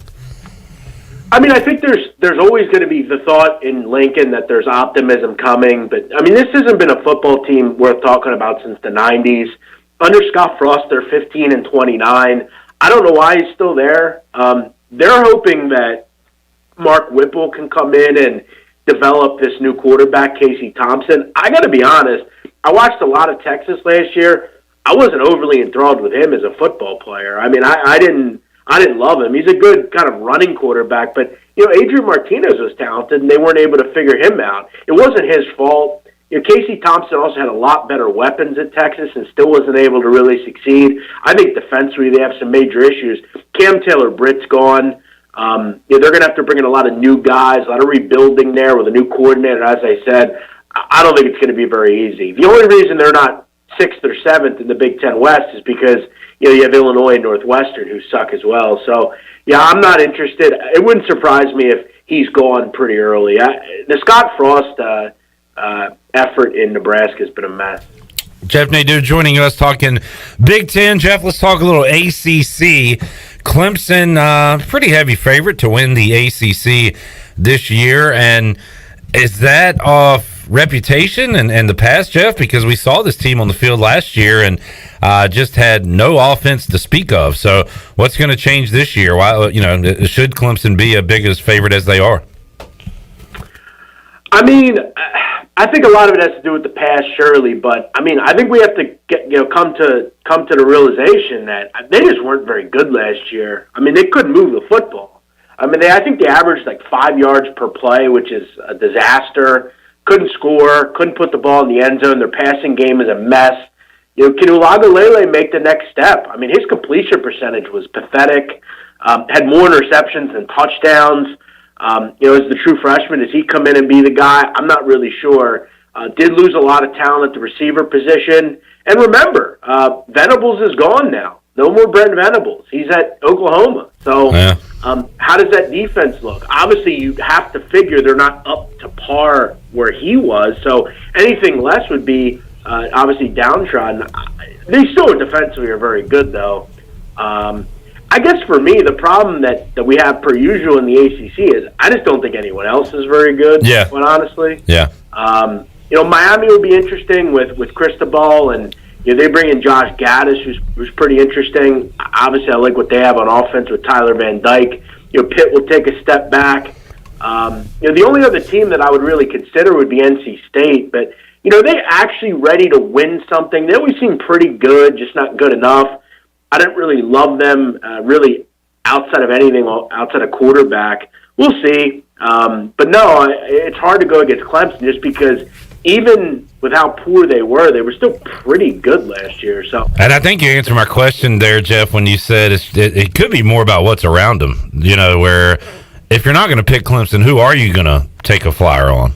Because, I mean, Pittsburgh and Wake was the championship game last year. Nobody had that. Right. No, nobody had that. And that's some of, I think, the problems around major college football in general. Like, I remember when I was going through the Big 12, I'm constantly just looking at the conference and saying, who the hell do I actually like here? Yeah. I mean, and that's why, like, when I look at, like, a Big 12, which I'm sure we'll look at, like, if Texas is going to win, it's this year. I mean, this is their shot. But, when you look at the ACC, I guess, again, when you have the pedigree that Clemson has, when you have the defense that they have, when you have the fact that they were not good last year and were still pretty good in general, I think it's hard to go against them. But, yeah, I wonder. I like Wake. I was going to say, Jeff, my favorite thing right now about the ACC is Wake and Wake overs and just fun games to watch, One of my best bets last year. I think I gave it out on your show. It was one of the weirdest games of all time last year. Okay, over 51.5. Army and Wake Forest. Yeah. I didn't understand it. I was like, why? All these teams are going to do is throw. Wake can't stop throwing. It was 70-56. It was one of the greatest bets in history. Their overs are great because they don't stop anybody and all they do is throw. So. Jeff Nadu joining us, talking college football today on Pirate Radio Live, talking ACC and Big Ten. Let's see, anything else? Who's your favorite quarterback in this league, Jeff? And I'm thinking about him right now. So you got Pickett and Howell gone from Pittsburgh and North Carolina. Devin Leary getting a lot of preseason hype down the road at NC State. And then, of course, a ton of transfers in this mix as well. Love the quarterback from Virginia, too.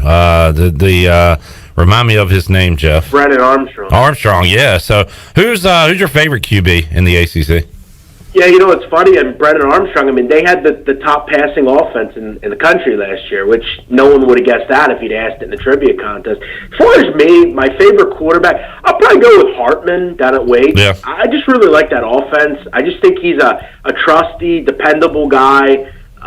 They still have a 1,000-yard receiver coming back. They have plenty of weapons there. Good group up front. They bring back 4 starters on the offensive line. So, you look at them and you got to be pretty happy. I think they could be a real tough team in this conference. They did bring in Brad Lambert, who I discussed. I think he's a pretty good pretty good defensive coordinator. They've got to get tougher up front. They just didn't get enough stops, give up a lot of yards on the ground. But yeah, this conference has some better quarterbacks than you might think. I have to wonder as well, what's Scott Satterfield's future look like down at Louisville? This team has been pretty bad, really, since Lamar Jackson left. The Malik Cunningham mess has been a disaster. Syracuse, can they move the football this year? Can Virginia Tech kind of come back to where they were at one point under Frank Beamer? That's a long time ago, it seems like. I'll tell you one thing, Clip, to kind of end in on this. When I was up at Barstool, we were kind of kicking around different teams, and one of the teams I threw out, I'll tell you that a bad football team is going to be Duke. My God. I mean, they're going to be horrific. I mean, you talk about a team last year that the only reason I'd back them was because Mateo Durant was playing or Gunnar Holmberg was in. Yeah, they're both gone. Okay, Jake Bobo, their leading receiver, transferred. This is a disaster of a team. They gave up 47 points a game last year. Just horrific. And it felt like David Cutcliffe did all he could there, Jeff, and maybe he's getting out now. He knows that this thing is trending in the wrong direction, so Mike Elko's got a rough job ahead of him coming up. Yeah, I mean, when you look at this football team, you have to ask yourself, I mean, when you look at their schedule, is there more than like one winnable game here? I mean, do they have a total out on them, Jeff? Have you seen one? A win total? I think it's 2.5, and I'm thinking, how the hell is it 2.5? The only games they have that are winnable is NCAA, and as you know, that's not an easy game against a team like them. And Kansas is on the upstart, so 2.5. I mean, give me a break. This team sucks. Jeff Nadu joining us. Coming up, Jeff, in hour 3 of today's show, we will talk to Rich Shea. He's the president of Major League Eating. He'll be on the broadcast on ESPN July 4th when Joey Chestnut continues to just have a reign of terror over every other eater in the country. I think I saw his over-under was 74.5. You going to do any gambling on the Nathan's hot dog eating contest July 4th? I don't think I will be, but I'll tell you, I'm fascinated by it. I mean, I think it's obviously very gluttonous. I do have a bit of a compassionate bone in my body when it comes to, like, people eating way too much when there are many people that can't. But that being said, I do find myself occasionally looking at, like, Matt Stoney's YouTube channel or like, people that... Look, for being a big guy at one point even, I didn't really eat that much. I just ate at the wrong times. Right. I don't get it. I don't know where they put all the food, quite frankly, but... all right, well, let me ask you this, Jeff. And by your body transformation is incredible. For anybody that follows you at Jeff Nadu, they've seen it. But if you were to get in one of these contests, what is a food you think you could eat a lot of in a short amount of time? Like, let's say you had to do it. What food would you pick to be your food? You know what, Clip? I would say probably like either sushi or Oreos.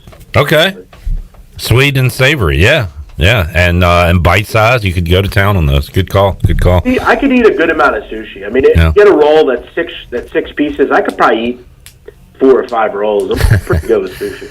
Jeff Nadu joining us. Jeff, we're off next week for the 4th, so we'll reconvene in 2 weeks, and then by that point we'll be in almost mid-July, and it'll start getting closer and closer, man. So we'll keep talking football with you. Anything else you got going on we need to know about? We're basically 6 Saturdays away from college football. By the way, Duke's at 3.5. I will be saying that large after the show. As far as anything else, no. I'm really just... kind of trying to figure out my future per usual. Where am I going to go next? Could it be Miami? I don't know. We'll have to wait and see. Who knows? Either way, I know I'll be here with you, Clip, during football season. You can mark that down. That sounds like a plan. We'll certainly do it. We'll reconvene in 2 weeks, big man. Thanks for joining us today. Jeff Nadu on the Pirate Radio Live line. We'll continue to break down conferences and teams throughout the summer to bridge that gap to the football season. All right, let's take a break. When we return, we'll do a little raging, talk about what's getting on our nerves today. The spam on YouTube comment section is something we can rage about, as always. We'll see what is bugging us and what is bugging you. Let us know on Facebook, YouTube, or Twitter, and we'll talk about it when we return on Pirate Radio Live after this.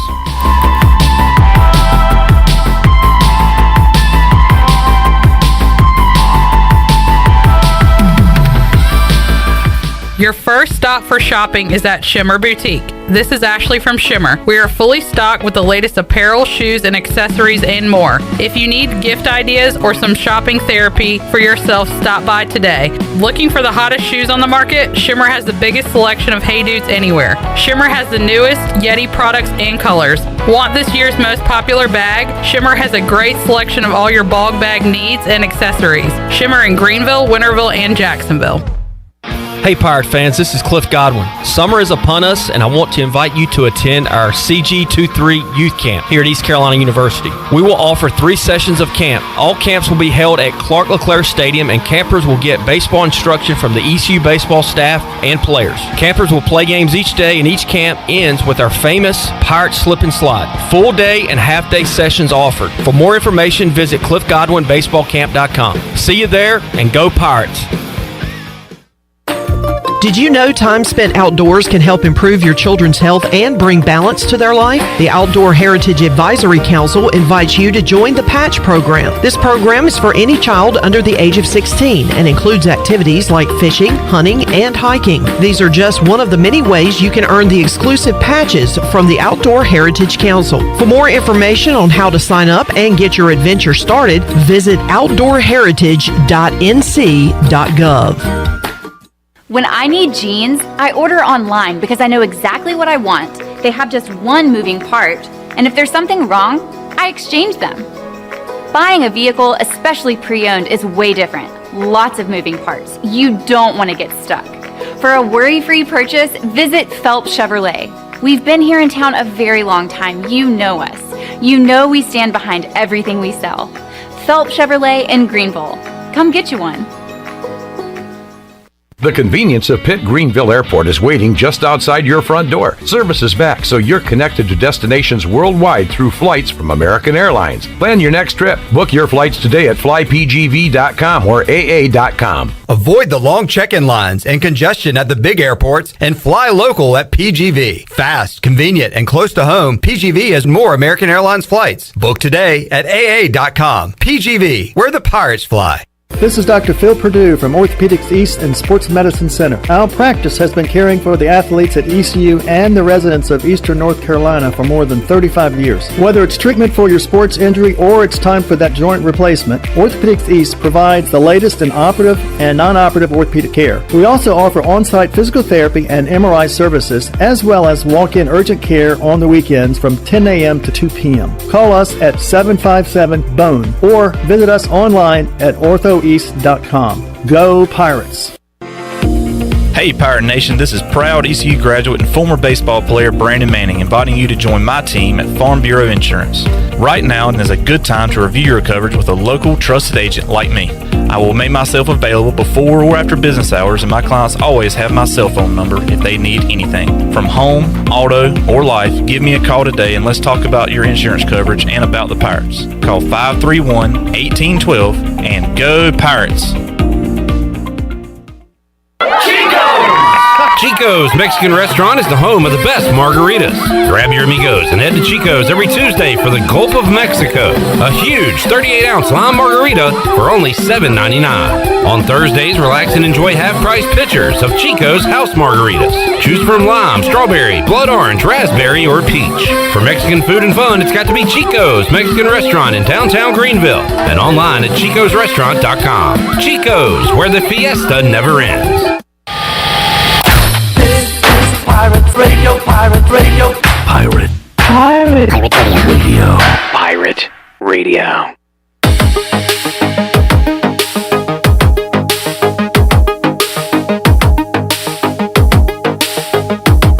You're listening to Hour 2 of Pirate Radio Live. This hour of PRL is brought to you by Beauty Bar Metaspa. Do you want to get rid of wrinkles, tighten and lift your skin, smooth your skin texture, erase veins and brown spots, and get rid of unwanted hair? Are you interested in Botox or filler? Visit beautybarmetaspa.com to set up a free consultation. Now, back to the show. Welcome back. Tommy's Express Car Wash. Come experience the difference at Tommy's. Now open at the corner of Greenville Boulevard and Red Banks Road. Doesn't your car deserve it? Visit Tommy's Express Car Wash today.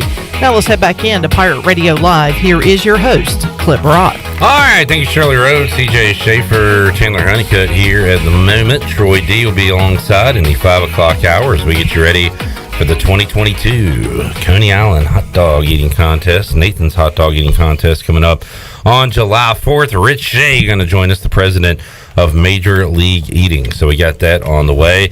Let's gripe for a little while. Let's get a little bit of anger out because it is healthy to talk about your feelings and what is upsetting you. don't keep it in. You can let the rage out at the Anger Management Rage Room, and you can do it right here in Greenville, North Carolina. It's Greenville's premier rage room.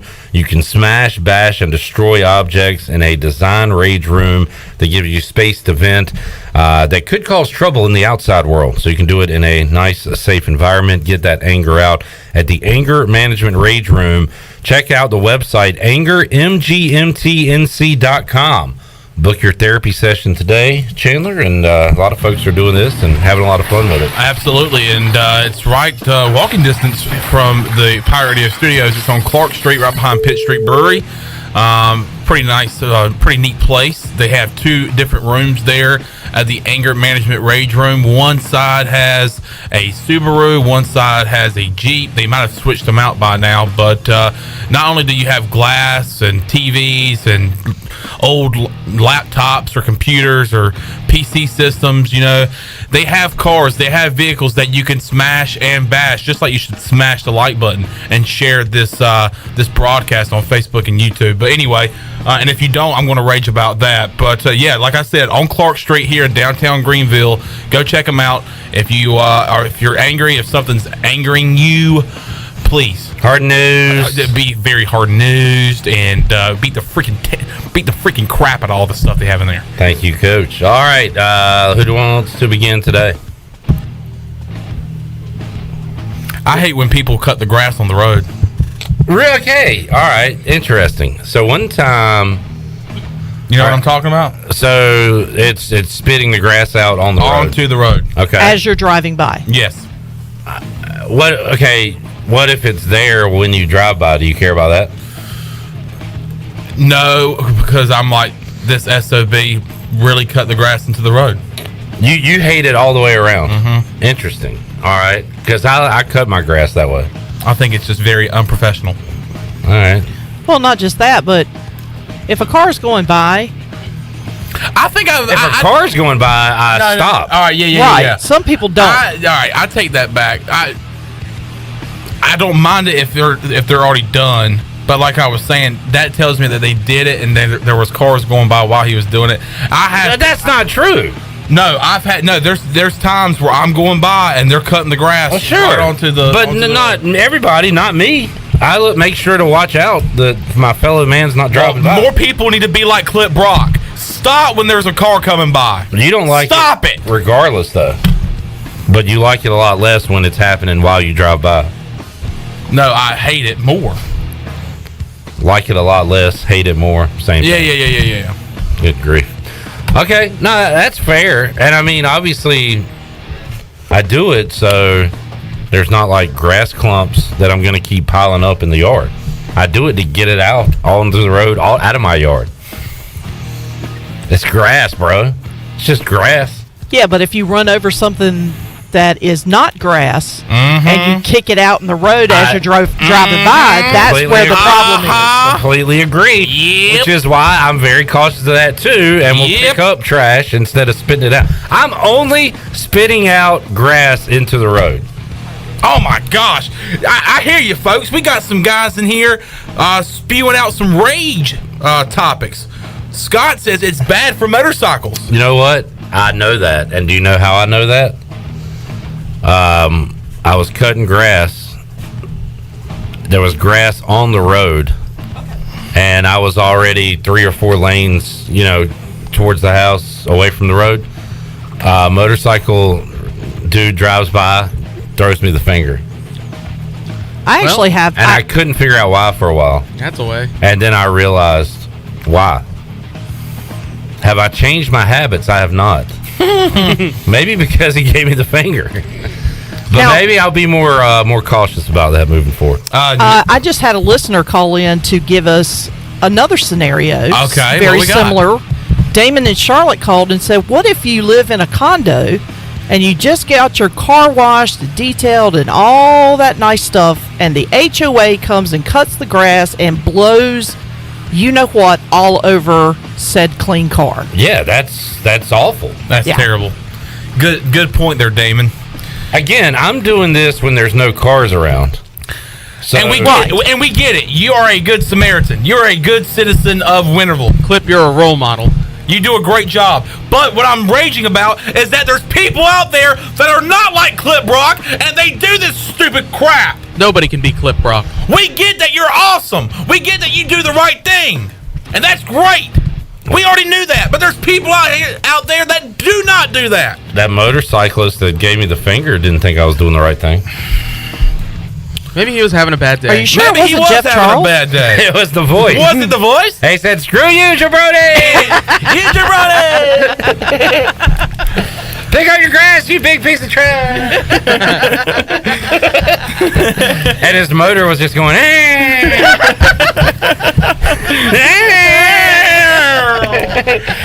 it was weird. Seymour was behind him with his arms around his waist. And he said, look, Jeff, look what he's doing. Now listen. Jeff's going by his sides, waving at you. Hey, buddy! It's like Dumb and Dumber on the moped. Gotta hell you. I'll try to think of a. You know what? I'll get a push broom and push it out of the road back into the edge. How about that? All right, that was a good one though, Chandler. Be mindful when you're cutting grass, when you're blowing driveways, parking lots, all that stuff. All right, guys. What else? It's a good one. I hate when you're at the ballpark. This happened yesterday. You were at a ballpark yesterday. Went and watched some day baseball yesterday. Day baseball, mind you, not a lot of people there. Had an entire section to ourselves. A group of like 5 walk up. Where do they sit? Directly in front of us. Go sit somewhere else.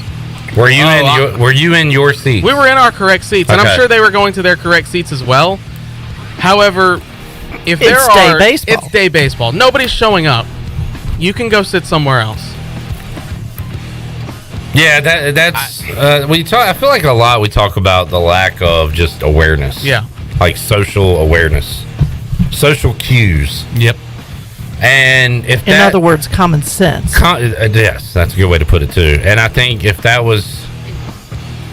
was really wide open, and there was a group of you had 3 guys. Yeah. No chicks. Right. Cool. Hey. And if there were 3 guys sitting there, were y'all side by side together, or did you have a space in between? We actually put a space in between all of us. That would have been real cool if you didn't. We were waiting for the chicks to pull up. They never did. They never got there. Red Bear says, I've had a windshield broken when someone cutting grass hits a rock. That's cool. I was talking. So I would probably not do what they did. I mean, you could even sit in the same row and just move down a few seats. All right, Chandler, what'd you say? Red Bear says, I've had a windshield broken when someone cutting grass hits a rock. Well, Redbeard kind of brings bad karma on himself, I think. How about when me and my high school buddy, we cut grass together, and across from my parents' house, my dad had his barns, and there was also a trailer there, which is actually where I lived when I was first born. And he used it like as an office, basically. And he was in there while we were cutting grass. And my buddy Tyler shot a rock through the window that went through what would have been the living room or whatever. And that's pretty dangerous. You never know what that lawnmower is going to pick up and shoot. So, hey, but that's just bad luck. I mean, that's not. But I am mindful of what's in front of me. I don't want to run over because you can ask my dad if he's listening. He can call in and say how many water hoses I ran over as a kid. Oh man! And he would get really mad at me, and I would just do it every time for some reason. I ran over an extension cord one time, and after the verbal lashing I got from Clark Honeycutt, I made sure there was nothing in the yard when I started to cut grass. So lesson learned. There you go. All right. Shirley, you got anything? I got to be honest with you. Not angry about anything right now. Your week at camp was real peaceful, and you were just... It was. Okay. It was very peaceful. It's been a good few days. And how's your return to society been? It's not been too bad. And, nobody opening their door in drive-thrus? Actually, no. Somebody did do that the other day, and thankfully, I wasn't in the drive-thru. I just saw it happen. I was kind of I was cutting through the parking lot, and you had to go around the drive-through, and I saw it, and I was like, mm-hmm. Hey, Bojangles. Don't put a giant ass sign on the door that says, "Come on in, it's bow time." There's 7 people at the drive-thru. There's parking spots available. There's a giant ass sign on the door that says, "Come on in." Go, the door is locked. Don't invite me in if you're not going to let me in. False advertising. By the time I get back in the vehicle, back that truck up, get in line. Now there's 2 more cars in the damn line. I've lost 2 more spots because of your sign that said, "Come on in." Sidebar, if I order extra seasoning on my fries, and it's written on the ticket, extra seasoning, please put extra seasoning on my fries. I better see those fries doused. And when I ask for no ice in my drink, because I'm not stupid, the drink's already cold. You don't need ice. You put ice in the cup to keep you know why they put the ice in there, buddy? Less liquid. Shirley, I'm not stupid. I'm getting my money's worth. You just acted like you covered up a giant conspiracy theory. But you also called all of us and everybody listening that gets ice in their drinks stupid. I'm just saying. I go light ice. When I ask for no ice, that's exactly what I want. No ice in my drink. Please do not hand me my drink with ice in it. If you hand me my drink and there's ice in it, I'm going to hand it back to you and tell you I said no ice. You're going to throw it on them. No, I'm not going to do that. Why not? I said no ice. I was like, no. I requested no ice in my cup. Please. And don't do this number. Don't sit there and just make me a whole another cup. That was a whole nother incident. Buttercup. Yeah, they do fill that ice to the brim. So you go light ice. I don't know. I know one. I feel weird saying light ice. Because it just reminded me of this one particular incident that made me mad. To the point where, you know how you've gotten so mad and so shocked that you're stunned into silence? That's pretty much what happened to me. I went to an establishment and I ordered an iced coffee with caramel. That's all I asked for. Get the iced coffee. I know what it's supposed to taste like. I've had this drink before. I go to taste it. There's no caramel in there. None. Zero. None. Ridiculous. None. 9. None. So I walked. Now, mind you, I was in the drive-thru. So I pull over into a parking space. I go inside and I said, "Hey, can you pull up? When you got my order, did you put down that I wanted caramel in my iced coffee?" "Yes, ma'am." "Okay, well, this doesn't have any caramel in it." "Well, it probably settled to the bottom." I lifted the cup. There's no caramel at the bottom. Okay. I said, "You didn't put any in there for it to settle at the bottom." They were like, "Oh, okay. Well, do you want caramel?" "No, I just came back in here to inform you that you didn't put caramel." "Of course I want my caramels." Anyway. And they go, "Aren't you the lady that beat up that guy that had his door open in the drive-thru last week?" No, I didn't do that. Anyway, so now, under normal circumstances, you would think that they would take my iced coffee and remake my iced coffee. Correct? I mean, that's what you would imagine to do. No, they got me a completely separate cup, put the caramel syrup in the cup, and handed it to me. What? You got your caramel on the side? I got the caramel on the side, and I was so stunned about how wrong that was that I just looked at him and said, "You know what? This ain't worth going to jail for." Because I was about to pull a Medea and hop that counter. I couldn't believe what I was seeing. I was like, "You know what?" I said, "Blank this," and I walked out. It would have been awesome if they gave you a third cup full of ice just to really top it off. I was completely stunned. I was like, "No, you can't. What do you want me to do? Pour it in there and then start it myself? I just did your job." Speaking of rehashing former rages, hey Chandler, check who liked my post on Instagram yesterday. You'll be amused. I'm guessing it was himself. Troy D, do you have any rages today? I'd just like to compliment you, Clip, on your rage, because then I'd like to second that rage about the Bojangles situation. Oh, yeah. I had a very similar situation. First of all, at Bojangles, they evidently I got there. Look, they're great. One of the great Eastern North Carolina institutions, right? Hands down. Yeah, I mean, we're all Bojangles fans, so we say this out of love. But let's go to get dinner for me and the boys one night. Let's probably get there about 7:05, 7:10. Not that late. In summertime, it stays light till 9 o'clock, which is one of the reasons I love summertime. Door, dead bolted. They closed at 7. Like, why are you... But it was open the whole day. Why is this all of a sudden at 7 we close? Why don't you shut it like when you close the restaurant? Like, but why is it okay to be open the rest of the time? So they closed the dining area. Dining, yeah. I had to get in the car and go through drive-thru. Right. But why? But there's no sign that says that. Right. So Was there a sign that said, come on in? I'm sure there was on the marquee, actually. Yeah. And then at the beach, just last weekend, had a situation at Dunkin' Donuts. I see people going in and out of Dunkin' Donuts. The door's open.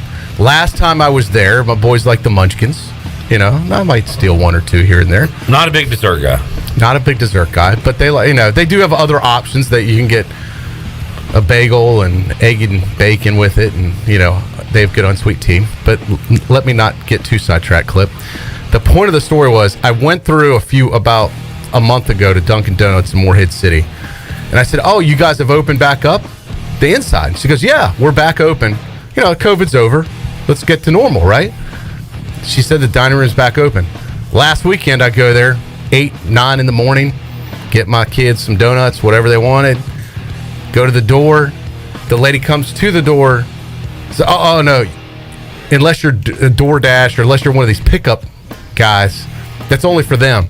You have to go through the drive-thru. I'm like, I just asked last month, and you said you guys were back open. You can't dine in, but you can come order in and take out. I was like, perfect. What? You keep changing the rules on me. This is BS. I want some consistency here. I know. So then I had to back my truck up. Back that fat truck up. Get in line, and this time 3 cars got in there. The line was already wrapped around the building. Now I could barely back up to even get out of the parking spot, much less get in line. So I took my ass over to the grocery store and ended up with a better deal on donuts and a better deal on some other items they had, like bagels and different stuff, for less money. And my boys were the big winners. So this is a good life lesson. This could have ended badly, but we took a negative situation, we turned it positive. This is called taking lemons and making lemonade. So you mentioned the beach, and this brought up another rage, and I think you might appreciate this because you're a beach guy, and I hope you don't do this, Troy D. But people at the beach, on the beach, that feed the seagulls. Oh, no, I can't. No, they should be taken out. Society's worst. Should be arrested. Well, they scum of the earth. They should probably be eliminated from the human race. There's no need for that. That is ridiculous. Yeah. Out of all the beach crimes, that's one of them. That's oh, my right gosh. Up there. You don't feed seagulls. These are not... This is not some pet at a zoo. They will just continue to hound you and hound you and poop all over they won't go away until you leave. And then they get others here because you fed them. Hound your neighbor. Then it becomes your problem. Correct. Because you're close to it. Right. Oh, that's one of the worst things you can do at the beach. You do not feed the seagulls. They pick up enough crap already, and people trash, and they are well fed. Trust me. You don't need to feed them. Yeah. No. You don't want to attract any seagulls. If they weren't fed well, they wouldn't be around the beach already. They'd go somewhere else. And I think that's a good point to make because it is summertime. People are going to the beach right now. So what I'm saying is don't do it. Don't do it. Yeah. Don't think about it. What else bothers you at the beach? Ooh, people with the big speakers who are playing way too loud. Yeah, that happened to me. Music at the beach is okay. Last month, guy was blasting his music, and I just had mine just on. I had my headphones in, and I was just listening. It was so loud. It was louder than my headphones. I'm like, I just kind of looked at him like, damn, dude. He did finally come over and he's like, hey, is my music okay? If not, I could change it. Some people, he was by himself. He's like, my wife tells me that most people don't like my music. It was just a guy by himself blasting music? That might be even worse. Yeah. What in the world? When I think of it, I think of like big groups of like young people. Yeah.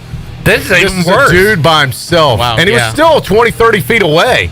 Still that loud. Oh, my and now God. I don't mind people who play their music out loud at the beach. No, but if it I gets don't to either. the point where like half the But you beach can can play hear it you. like where it's heard in this room. Your area. Yeah, in your area. You Right. don't have to, you're not putting on. You're not the Rolling Stones. Again. We're not putting on a concert. Common sense, situational awareness, social awareness. People have none of that, Clip. None.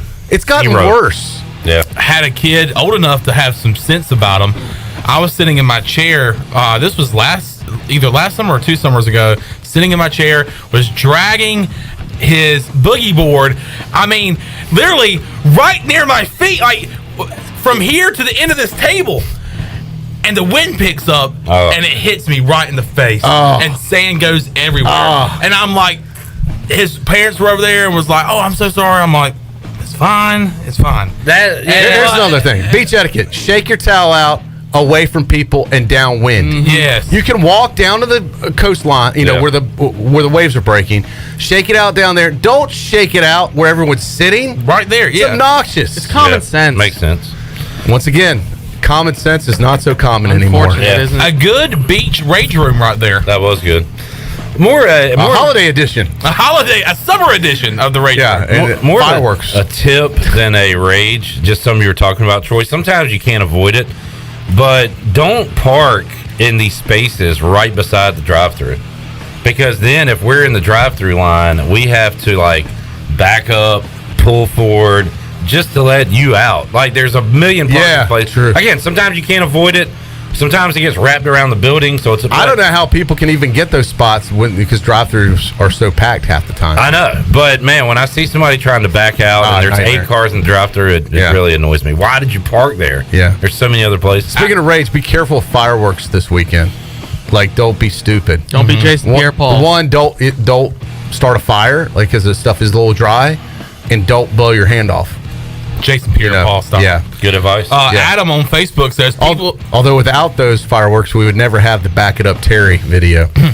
Back it up. Put it in reverse, Terry. I'm sorry. Yeah. Put it in reverse, Terry. Adam on Facebook says I watch every year for the holiday. people who set up fishing poles right next to where you and the family are playing in the water. Thank you. That is Adam so obnoxious. on Facebook. Like, there's the Wad Beach is wide open.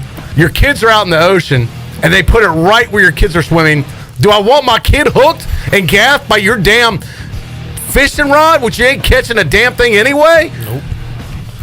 That's a good point. Get your ass on a boat and go fishing. Get off the shore in the first place. There's piers a couple miles away. Yeah, get a spot on the pier. Yes. Get away from my kids and my friends' kids and people's kids I don't know. That is a good point. They don't need to be hooked. Scoot down to Emerald Isle. There's plenty of piers down there. I don't know if I've seen that. I have more so. It's already there. They're already out there, kind of in their own spot. Which is that. You can still find another spot, but if you're kind of out on your own, it's one thing. But if you're setting up and people are swimming, but yeah, while people are out there, to go out there near them and do or that. if it's off season and there's no one out there swimming anyway, go crazy, have fun. There's a spot at the Fort Macon beach, off to the left of where you enter, where it gets real rocky, and I've seen a lot of people set up over there, which is obviously fine. The kids aren't going to go play in the rocks. Right. Yeah, That's a good spot. That's to fish. fine. Yeah. All right. Don't fish where kids are swimming. We're not going to be here next week, so this was like a bonus. And I tell you what, Clip. Rage room. Great suggestions, by the way. The past few rage rooms, I feel like we had very little to talk about. Had some good vibes going. Didn't have much anger to talk about, and it was a struggle to get something out. But the past few times, we ended up going about 20 minutes in the rage room. I saw Tony Dunn last night at AJ Sports Trivia, and he said, "Are we raging on Friday, homie? Because I got one." We'll let him rage. I was like, yeah, we'll do a mini rage with you Friday. Yeah. What was it? Did he tell you? I had a neighbor come over and tell me my yard was looking bad. Oh, man. Really? Yeah. So wow. Can't wait to hear that from Tony Dunn coming up. Grass is getting a little too long, man. He showed me a picture of his yard, and it looked nice. Right. I'll let him tell the story tomorrow. Right. No, but it's good because I'm going to compare you as Tony and then Tony as Tony and see who tells it better. Okay, homie. So it is that it is, homie. It is. I just cut the grass a week ago. All right, let's take a break. We'll come back. We got. Have you ever would you ever go up to a neighbor's yard and say it doesn't look up to your standards? No. I dare one of my neighbors to come and tell me I was that. thinking about that. I invite it. Come on. Like I was always just for the opportunity. Like even if it looked bad, would you go up to your neighbor and say your yard doesn't look? None of their business. I avoid confrontation. I wouldn't do that.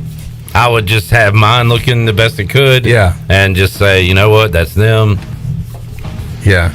Now, if I guess it's because you got to live next to these people. And Tony said these are old people. They're not like looking to sell their house. Like it's all about. He said they brought up like property value and stuff like that. Well, you know what? Once you that kind of makes sense. once you get to a certain age, you just say what you think and you don't care. And as I told Tony, they're probably old and all they do, and he agreed, is sit on the front porch and look at Tony's house. And just get more mad every That's their day. TV show. Yeah. Tony's house. Yeah. Look at that grass, honey.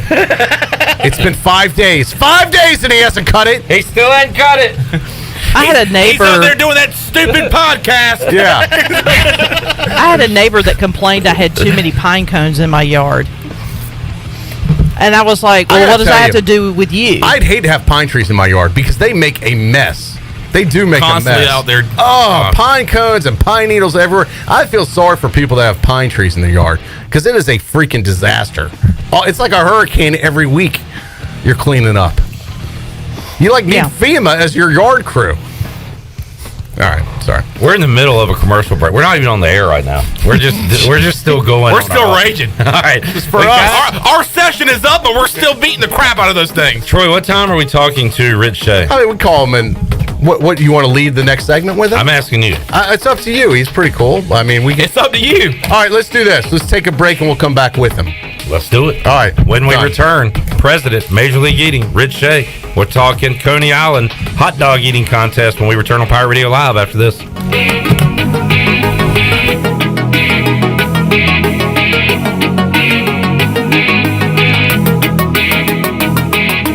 We are back, baby. It's back. The Pirate Radio Football Kickoff Party presented by Bud Light is back on Thursday, September 1st. Before the Pirates host the Pack Labor Day weekend, Pirate Radio will once again be throwing the best party of the year to kick off the football season. And to help us celebrate the start of Pirate Radio's 20th football season, we're excited to announce that this year's entertainment will be the Breakfast Club out of Atlanta, Georgia. Enjoy your summer, and we'll see you Thursday, September 1st. We are Pirate Radio, the voice of the Pirate Nation. Mow like a pro with Hustler Turf zero-turn mowers. They engineer their mowers to be maintenance and service friendly for the everyday homeowner while not sacrificing the build and cut quality they're known for. From the heavy-duty frame to the welded steel deck to their trademark smooth track steering, Hustler Turf zero-turn mowers deliver professional grade cut quality for a perfectly manicured lawn. Come into Ron Ayers Motorsports to see the Hustler difference for yourself today. Ron Ayers Motorsports, Highway 11, north of the airport in Greenville. Hey Pirate Nation, Lindsay Gray here with Carolina Caliber. In 1960, my granddaddy started his firearm business right here in Eastern NC. Still family owned and operated, we have the area's largest selection for outdoor shooting sports and accessories and are one of the nation's top firearm dealers. At Carolina Caliber, we have everything you need from hunting, home defense, and personal protection, including a wide variety for ladies and youth. We buy, sell, and trade. It's a time-honored tradition. Visit us at Carolina Caliber on Fire Tower Road in Winterville. The fireworks start now at Bostic Sugg Furniture. Celebrate star-spangled savings store-wide with low holiday prices throughout the store. Save up to 70% off clearance items plus 12 months special financing. Get the style and comfort you want for not a lot of money. Get the sleep of your dreams on a new mattress with 48 months special financing. There's never been a better time to buy new furniture. Don't miss this star-spangled savings now at Bostic Sugg Furniture. The Rick House is Eastern North Carolina's premier American-style restaurant and bourbon bar. Join us at the Rick House for mouth-watering steaks and made-from-scratch pastas. Check out the 16-ounce cowboy steak or the seafood delight pasta. Join us for our legendary brunch on Sundays from 10 to 2. The Rick House can feed your larger crowds with off-site catering and room for 125 in our adjacent banquet hall. The Rick House, American Provisions and Spirits, 710 Red Banks Road beside the bowling alley in Greenville. Although innovative new resources such as digital media and social networks have grown in popularity, smart marketers recognize that printing is a mainstay. We live in an age of computer hacking, scams, and fly-by-night businesses, so it's reassuring to consumers when they receive printed marketing pieces. It exemplifies business confidence and conveys a high level of commitment. It also fosters trust, which leads to engagement and ultimately brand loyalty. When you're ready to grow your business, come to PIP, where business goes to grow. The 80s and 90s were filled with obnoxiously loud styles. Dudes wore crop tops and super high shorts and rocked it with the confidence of 10,000 Sean Connerys and Tom Sellecks combined. And at Tailgate Classics, their mission is to bring that energy back. Locally owned and operated by ECU alum Cam Higley, Tailgate Classics has a unique line of vintage and retro tees, polos, jerseys, hats, and more. Go by the store today at 304 Evans Street in Greenville and check out their website at shoptailgateclassics.com. Great food, great atmosphere, and great service is Ottavola Market Cafe. Ottavola is simply a restaurant that focuses on that, being a great restaurant. There's something for everyone at Ottavola. The menu offers a variety of great choices like pastas, pizzas, sandwiches, soups, salads, and seasonal rotating selections. Lunch or dinner, Ottavola is always the right call. Call ahead and get Ottavola to go, or stop by the bar for a drink with friends. It's simple. Come and eat at Ottavola Market Cafe, Red Banks Road next to Food Lion, and OttavolaMarket.com. Ottavola, Pirates supporting Pirates. Hi, this is Phil Steele of Phil Steele's College Football Preview Magazine, and you're listening to Pirate Radio, the voice of Pirate Nation.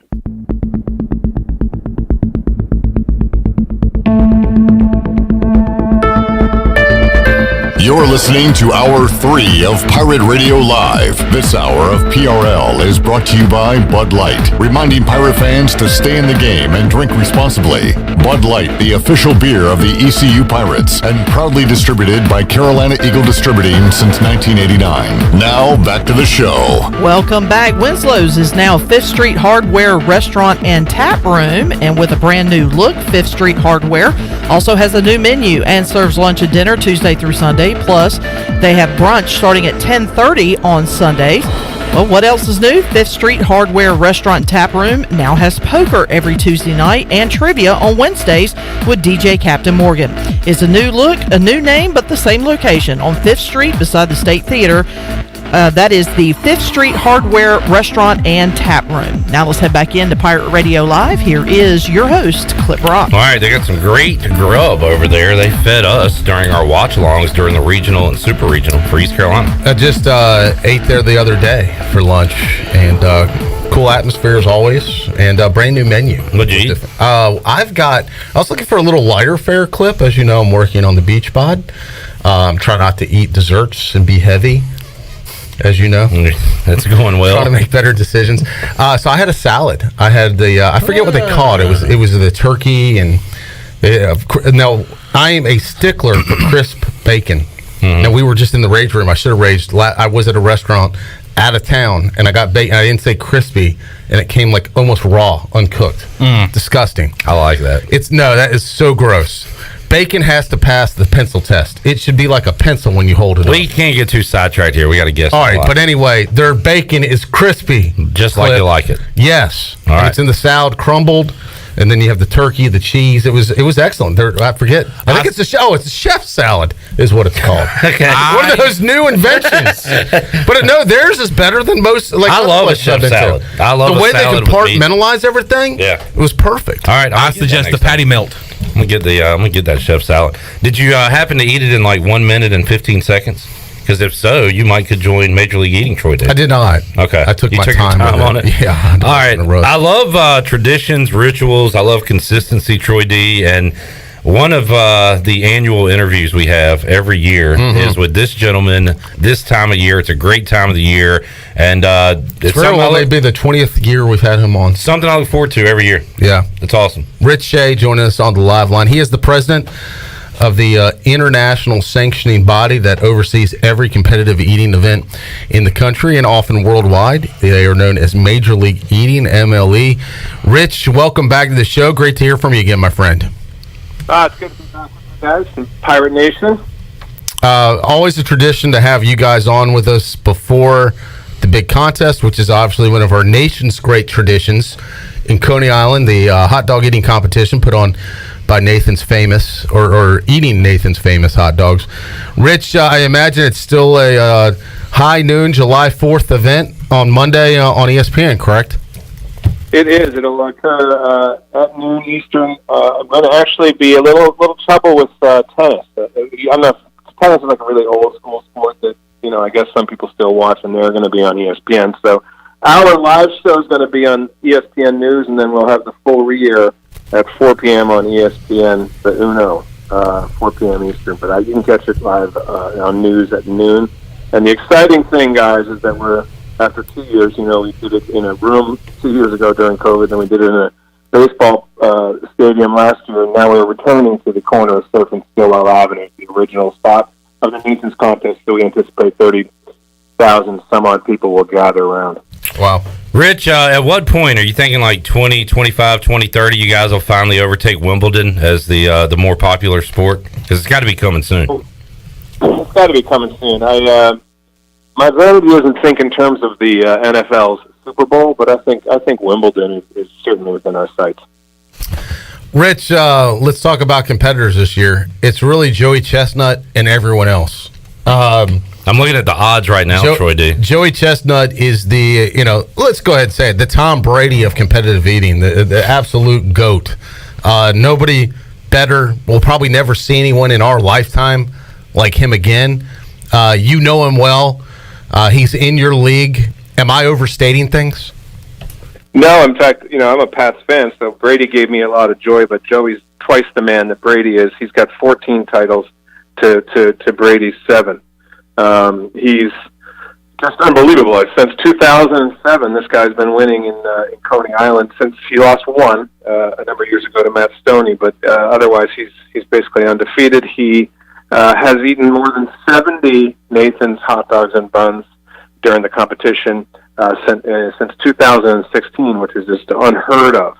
But I actually think, and Joey, yes, Joey should. The smart money is on Joey coming in because he's distinguished himself so much as the front runner in this particular discipline that he'll come in and win it. But being quite honest, compared to last year, I think that there's a chance Jeff Esper, who's the number 2 ranked eater in the world, if he has a chance, it's this year. Joey has not been out on the road at all. Our circuit is still a little bit wounded, fewer events, but we've had about a dozen events.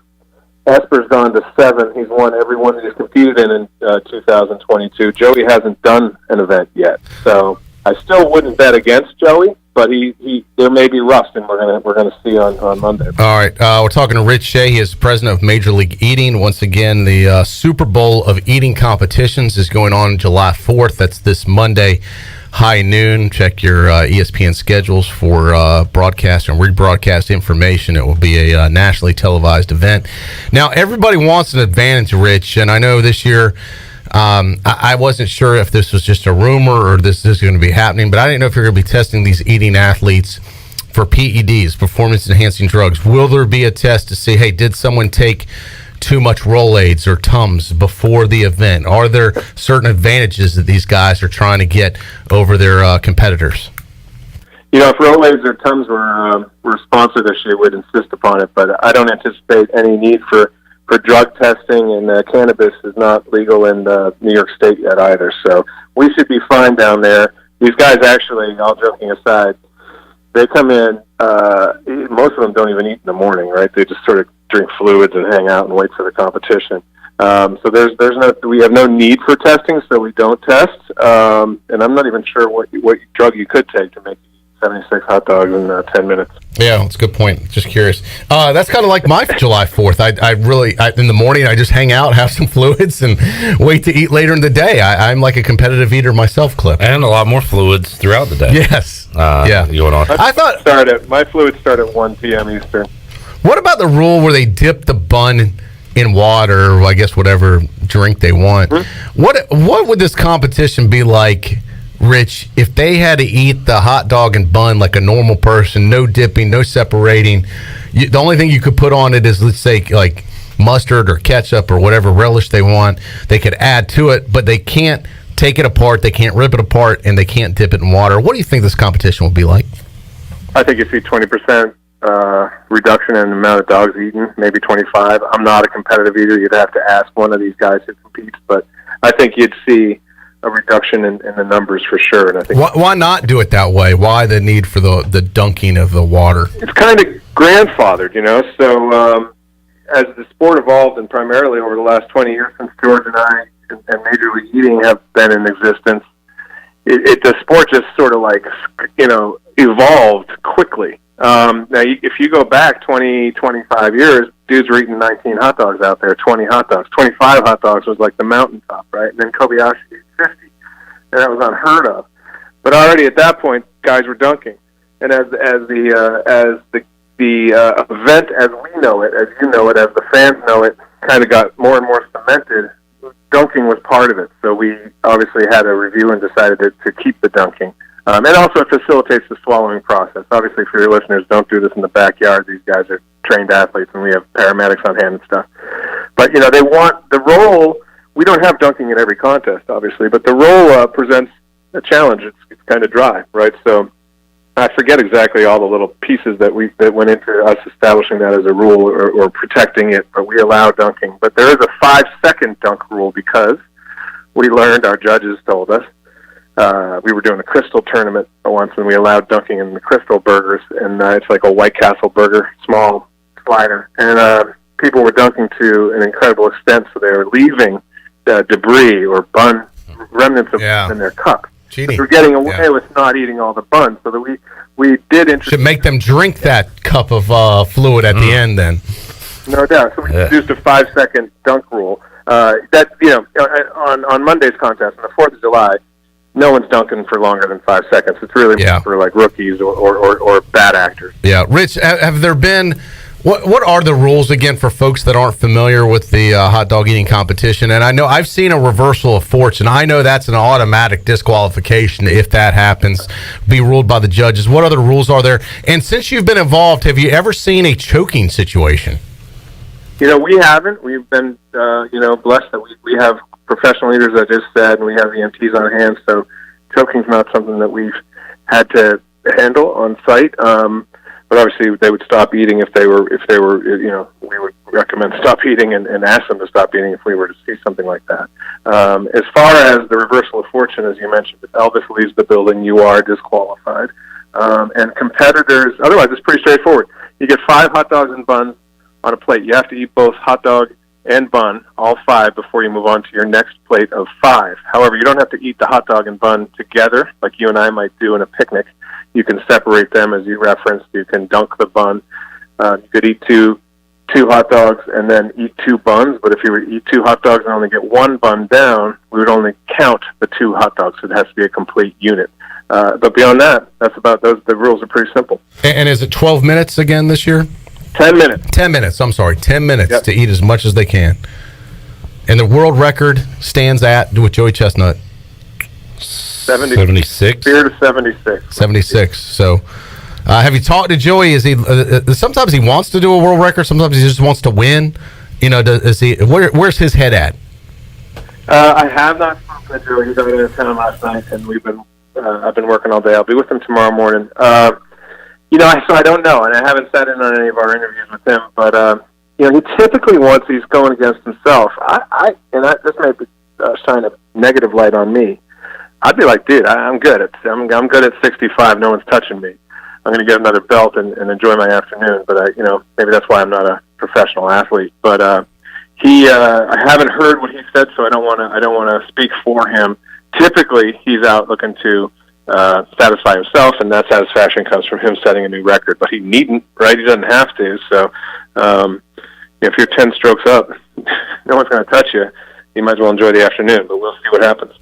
Rich, we've talked to you for a while here on Pirate Radio, and it's hard to believe that it's 16 years now removed from Kobayashi's last belt that he won, and he won from 01 to 06. And I remember talking to you kind of years after that, and he kind of just disappeared. So, are his whereabouts known now? Whatever happened to the once great competitive eater that kind of just fell off the face of the earth? What is he doing today? Well, there was, he has cast many aspersions against the league and myself personally and my brother, but we've reached out, as I've told you a number of times, to see if he would compete. I actually think early on it was a wise move for his branding not to compete because, of course, he had lost 6 years in a row to Joey before he, quote unquote, fell out of love with the league. But I don't actually know where he is. So I don't. He was living in New York and Brooklyn. Then he was back in Japan, so I don't know if he's splitting time or where he's at, to be completely honest. But he was a great champion, as you mentioned. Number of great performances out in Coney Island and other places, and also, just helped change the game because he just pole vaulted the numbers. Like he doubled the numbers from 25 and a quarter to 50, which was just the most amazing moment in our sport. and then Joey, after a few years of trying, started taking over.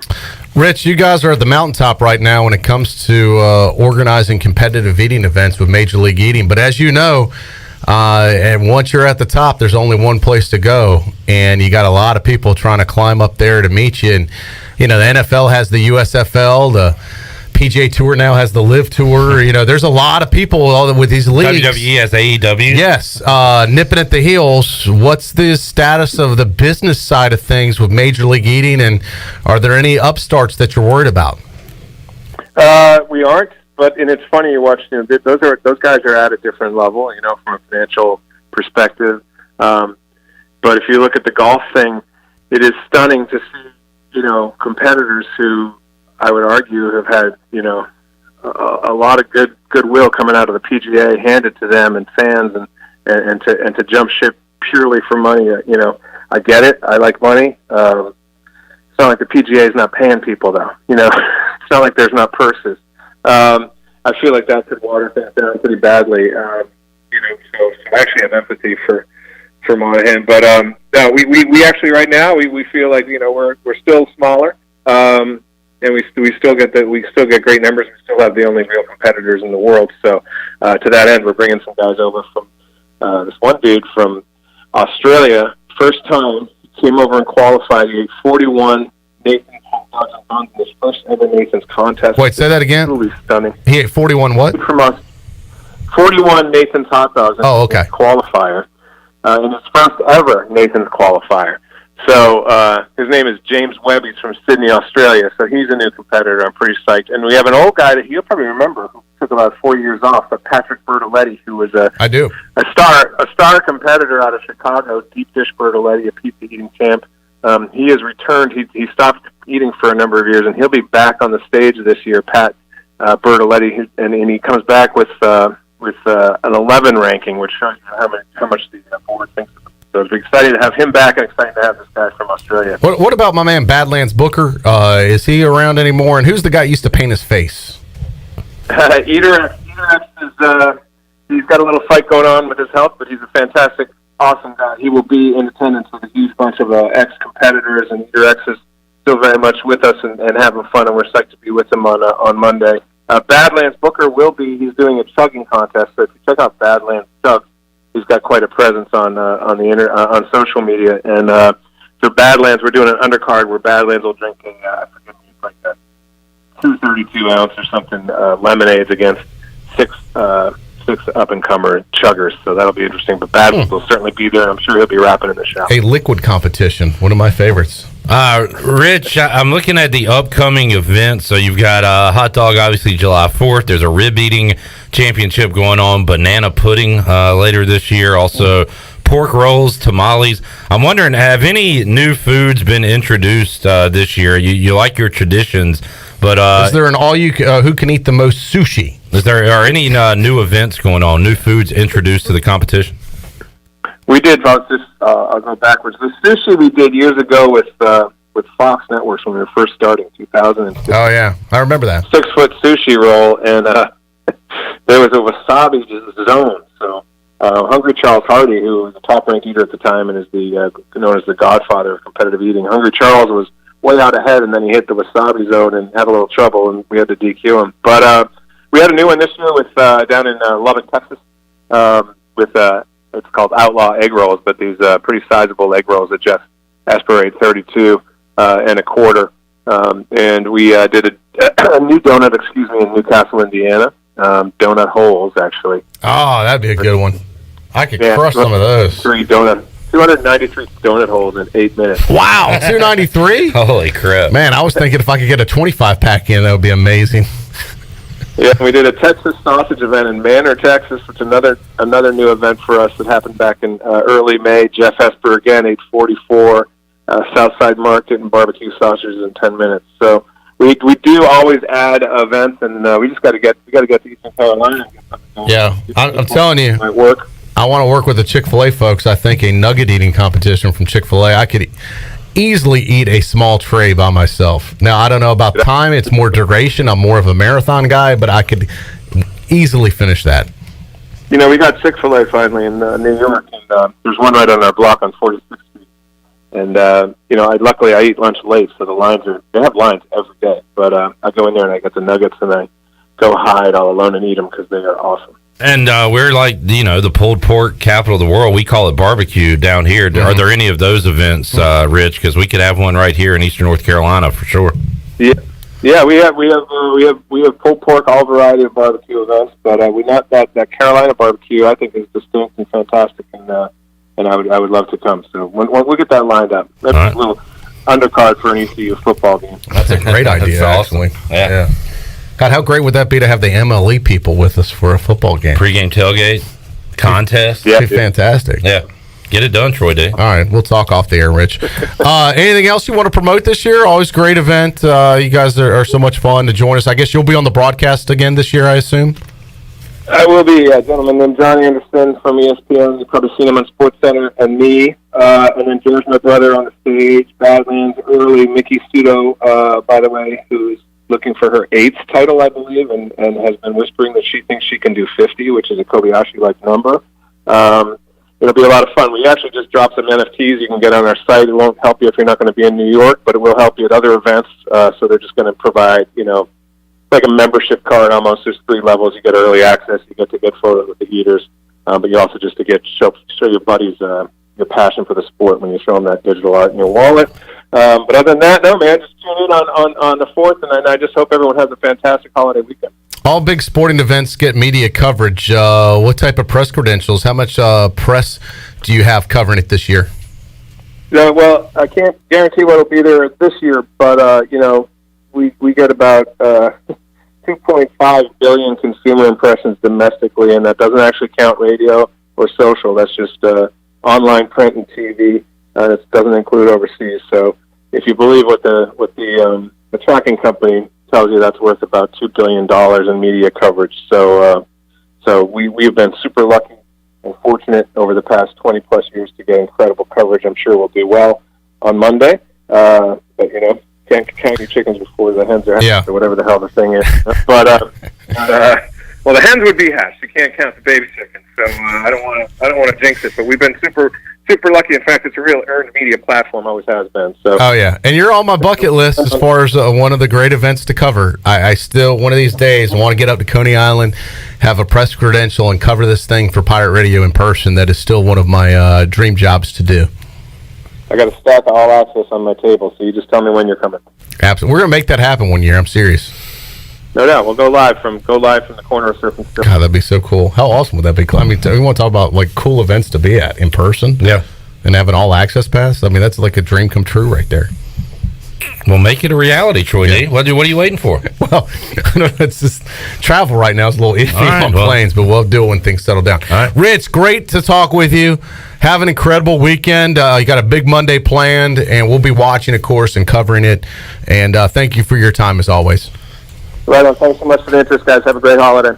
Thanks, Rich. Once again, Troy, one of the great traditions here on Pirate Radio, talking to Rich Shea ahead of the July 4th hot dog eating contest. I mean, you think of America, you think of things going on during July 4th. What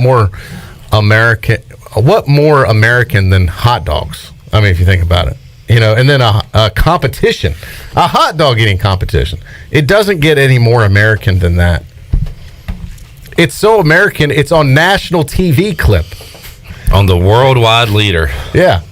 Yeah. They have a great deal. A TV deal. Brandon Manning on Twitter earlier today says, where is the Warren's hot dog eating contest at? We did a thick burger eating contest back in the day. We did a Hardee's thick burger eating competition. So many great memories and quotes from that. Now I get nothing. But I don't know. Anything's possible down the road. I've kind of, some of these competitions, you do have to be careful. You do have to have medical staff standing by as people get older. We don't want something fun to turn into a severe situation. Yeah. I mean, these are true professionals that are doing it in New York. Don't try this at home. And I'm glad you guys mentioned Badlands. What's his name? Badlands Booker's who I mentioned. Booker, yeah. I know him as Badlands Chugs on TikTok and other social media platforms. This guy is insane when it comes to chugging. I think he's reinvented himself as the liquid specialist. And that's so he what saw now, Chestnut had the solids. He ain't going to beat Chestnut. Now, he's one of these guys that's like 5 times the size of Chestnut, but the big guys don't do well in these eating competitions. Yeah. We've talked about this in the past. It's the thin, athletic, in-shape guys. I know it sounds counterintuitive, but it's just the way it is. The thinner you are, the better they do. The big, bulky, burly guys that you think would win this can't do it. They don't have the stamina. But it's all about strategy. They can specialize in something like liquid and chug quicker than anybody else. And Badlands Booker is really good at it. What a genius. What a genius move by him to recognize his skill level and to transition into that. Well, I'll be the second best in something when you can reinvent yourself and great idea. be number one. By Badlands. All right, we need to get a break in Shirley Rhodes. Let's go ahead and open up the booty bag as well here on a Thursday. Don't tease that. Booty, booty, booty, booty, booty everywhere. Booty, booty, booty, booty, booty everywhere. I gotta move that button. Don't tease me like that. We got 33 minutes to go. All right, 317-1250. What are we giving away today? A $15 gift card to Wings over Greenville. Man, how about Troy D? The sliders they have? Tender what do they call sandwiches? Those things are damn delicious. That would be great. It comes like in a split top bun. Yeah. Which I love. And they put a nice tender that fits perfectly in there. Man, that would crispy, be a fun contest. Yet tender. Oh, the waffle fries are good. The tender sandwiches, like we just mentioned, are really good. So check it out. Shirley, what caller? 12. Caller 12, 317-1250. You can go to Wings Over Greenville. I ate 3 in 2 minutes last time they were here, if that counts. And you were just that. You weren't even in a competition. That was just casual. Casual eating. Two slices of cake Monday. Yeah, I was going to say 2 slices of cake in like it was more than 2, 3 wasn't it? minutes. I went too deep. Oh, I thought it was. No, I didn't 3. go 3. I'm not going to be a glutton. Come on, man. That would be it's summer. Summer bottom. It's summer. I did go too deep, but my 2 pieces equaled about the one size of the piece that CJ got, so I didn't feel too bad. But there was plenty for you to take home, right, Shirley? Yes. Okay, so we'll make sure Shirley had her cake on Shirley Day. Is it gone yet? I have about 3 pieces left because my godson has been eating a lot of it. It's good cake, wasn't it? It is. It's very good. You know cake. me, I'm not a cake guy, but I gave that cake 2 thumbs up. Obviously, because you had 2 pieces. Yeah. Oh, go to break? Yep. Hey, Troy. Do you want to get rid of wrinkles, tighten and lift your skin, smooth your skin texture, erase veins and brown spots, and get rid of unwanted hair? Are you interested in Botox or filler? Contact the licensed professionals at Beauty Bar Medi Spa on Red Banks Road in Greenville. Free consultations available. Visit us at beautybarmedispa.com. Also follow us on Instagram and Facebook. Enjoy your visit. Love your transformation. Go Pirates!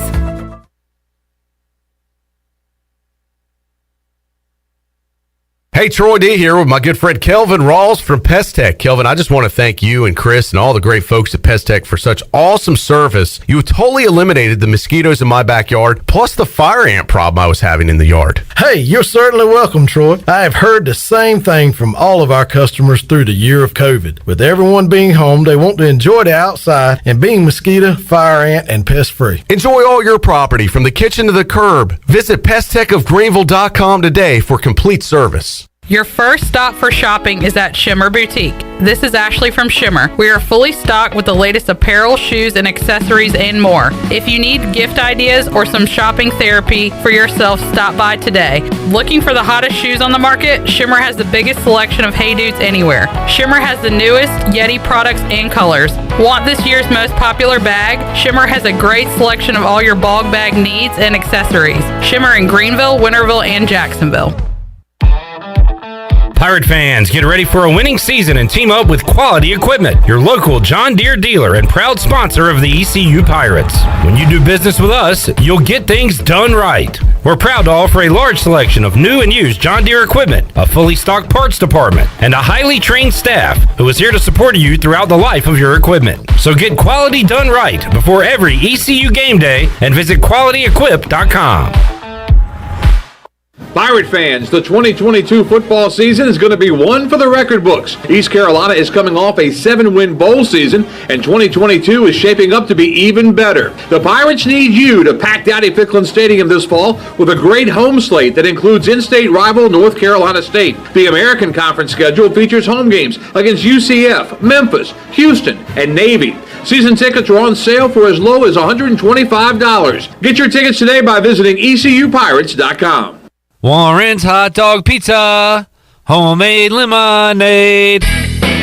Hey, Pirate Nation, Warren's now has 2 locations. In Greenville, across from Ron Ayers Motorsports, and the Chocowinity location next to the fire department. Stop in today for hot dogs, pizza, subs, apple and peach turnovers, homemade lemonade, and breakfast in Chocowinity featuring homemade cheese, ham and chicken biscuits, plus sausage dogs and more. Warren's Hot Dogs. Want some? Get some. Go Pirates. I'm Michael Vaughn with East Coast Grading and Utilities. Many of you know my dad, David Vaughn, and his work in putting in subdivisions all over Pirate Nation. But East Coast Grading and Utilities is not just for those type of big jobs. We're here for the homeowners. Whether it's concrete, driveways, hauling rock, or sand, whatever you need, East Coast Grading and Utilities can get the job done. Call us at 252-531-7494 or check us out on Facebook at East Coast Grading and Utilities. I'm Sam Jones, and for more than 3 generations, my folks have kept the fires burning for Eastern North Carolina Whole Hog Barbecue. At Sam Jones, you'll find our smokehouse pumping out wood-fired meats, cooked fresh every single day. There are no freezers at our place. Everything, and we mean everything, is made fresh daily, including our sides, sweets, and sauces. Stop in and see us, and I bet you'll be able to taste our passion in just one bite. At Sam Jones Barbecue, you'll find plenty of smoke, but no mirrors. This is ECU assistant football coach Roy Tesh, and you're listening to Pirate Radio, the voice of the Pirate Nation.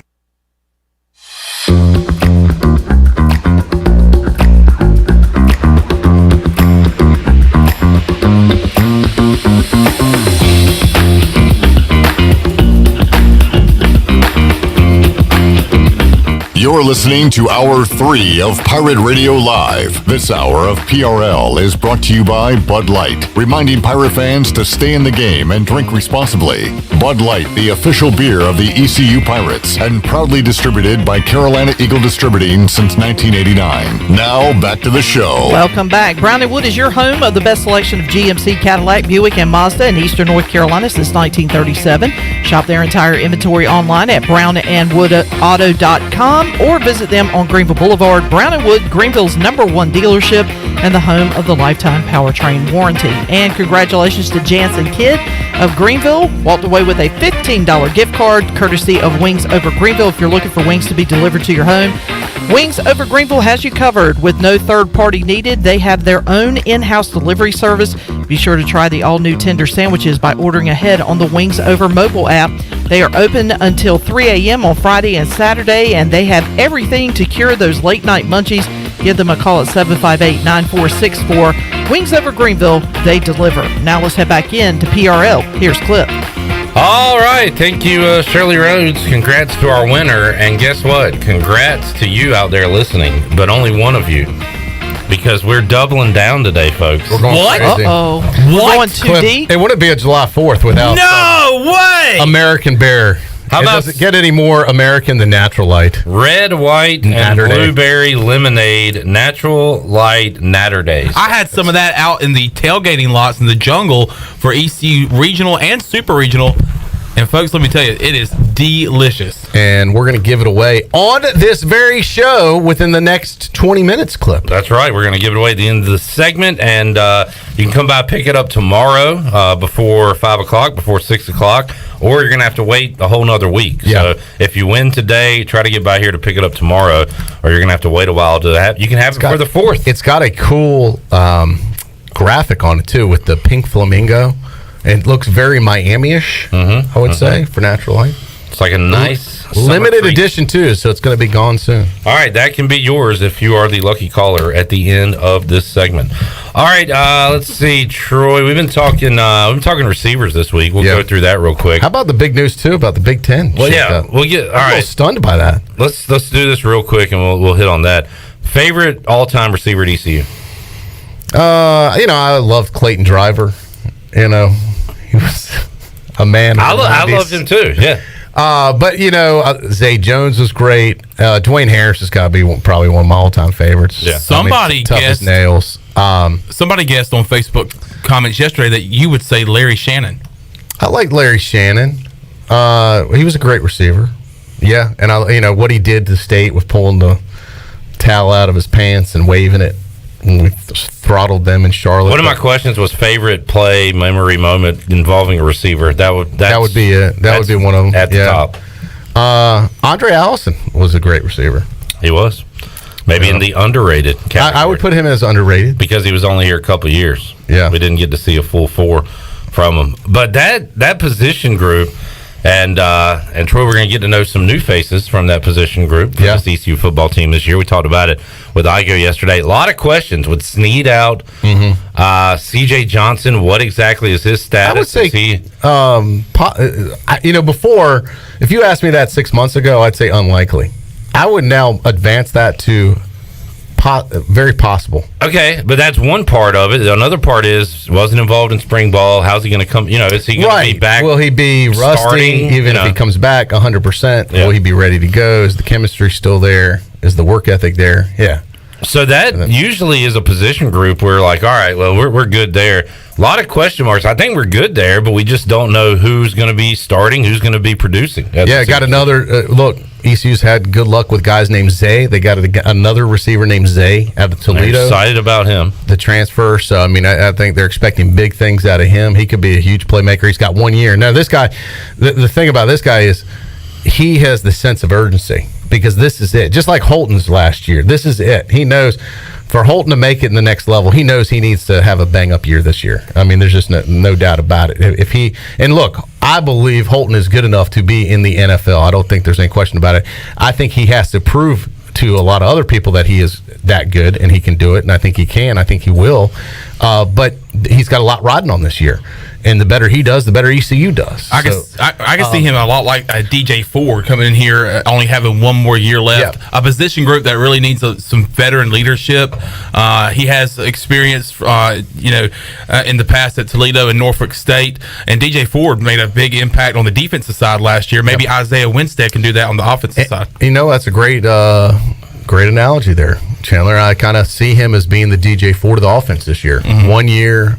Coming in as a playmaker and have his back against the wall, he's got to make it happen. And also, DJ Ford might have made a bigger impact in the locker room than he did on the field because you remember Mike Houston was talking about him very early on when he got here. Because not all those guys acclimate to the locker room. Right. And he was able to, very mature guy. We talked to him here on Pirate Radio. Got along with everybody. Yeah. Quickly became a great teammate. And that's important. That's almost as important as what you do on the field. Because if you're a jerk behind the scenes, it's not good for anybody. So hopefully Winstead can bring that as well. All right, the big news today, Troy D, as, I'm almost getting fatigued by this conference stuff. I'm just me. I used to love reporting on this and talking about it. I just think that now this move, these schools don't have anything in common with the Big Ten schools. This is such a weird move to me. It's all about we're moving toward the super conference. It's disgusting. It's just this whole alignment stuff is just terrible. UCLA, because it should be based on geography, not on this. UCLA and USC are now conference mates with Maryland and Rutgers, or they will be if they do indeed make the move to the Big Ten. Now I've been busy, so I know that ESPN's reporting this. Where did this break? I know it broke today. Yeah, sources confirmed to ESPN that they are considering the move, and it is considered imminent. So it looks like it's going to happen. They're planning to leave for the Big Ten as early as 2024. They do. So where does that leave the Pac-12? Great question. And now, who's next? Does the Big 12 try to add like Oregon or Arizona? All of a sudden, the Big 12 was on death's door. Does this benefit them, or does the Pac-12, which I think will happen, raid what's left of the Big 12? I think, and the Big 12 basically becomes the new and improved AAC.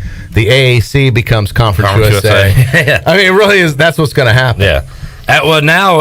So this came out, and since then, it's like, okay, now what's next? There's a lot more coming out that the Big Ten might not be done. They might go after, I saw Arizona, Arizona State, Utah. So the Big Ten is moving to become perhaps the first super conference, which would be, 16 teams? Yeah, 16 or 20. Which I thought SEC should have done the power play, and it should have moved on Clemson and Florida State. Yeah. And you know what? They still could if they want to.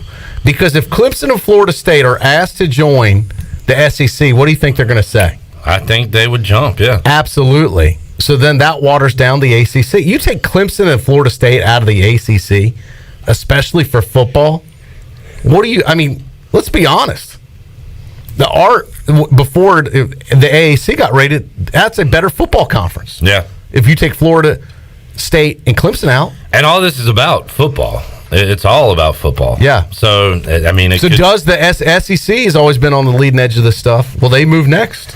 Well, they made the power move, obviously getting Texas and Oklahoma. Yeah, but so now, what's their next move? And is that getting?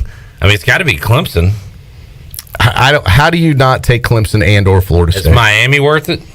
I think Florida State's the better overall program. Than Miami, and it fits better with the college town, with the SEC.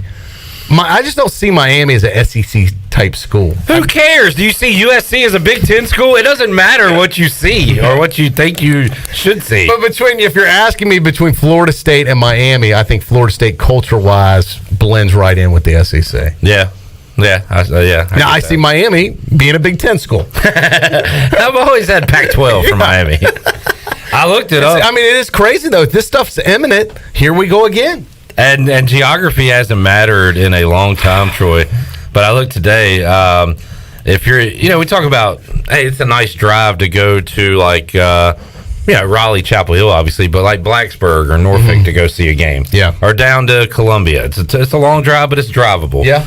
If you'd like to go see Rutgers play UCLA, it's a 41-hour drive, 2,768 miles. So I guess you couldn't do it in a day, No. but you could do it in 2 days. That's a 2-day drive. Days. Yeah. Do you have to stop or do you go straight through? Now you factor in the LA traffic, add on another 3 or 4 hours. Yeah. So it's let's just say a 44-hour drive. If the traffic's good. Yeah. You will have to stop probably to get gas and change your oil 3 times on the trip. Yeah. You'd have to change your oil 3 times on this trip. Get an inspection halfway. But you may just want to leave your car, buy a new one, and then drive back. And from what I read, and who knows how these things are going to be set up, they might never even play like in basketball and other sports. But it was like a full move, like all sports. All sports. That is insane. I don't want to say it's the downfall of because it's not. College athletics will always be around. It keeps changing. It's the downfall of my enthusiasm towards college athletics when I see stuff like this. It just, it just takes out. You're like, God, it's so disgusting. These moves strictly for financial gain that make no sense on pay. If you took the money out of it, this makes 0 sense. 0 cents clip. No, yeah. There's no history. 100%. There's no tradition. They couldn't be any further apart in the country. They're in 4 different time zones. Yeah. Away. It is the dumbest thing. But obviously, they're putting a boatload of money in front of USC and UCLA, and they can't say no. And I believe I saw the... And it's not like these programs are hurting for money. That's what I don't get. I think I saw the money from the schools. It's going to go from like $30 million to $100 million. Wow. Annually. All right. Well, I'd probably make the move too.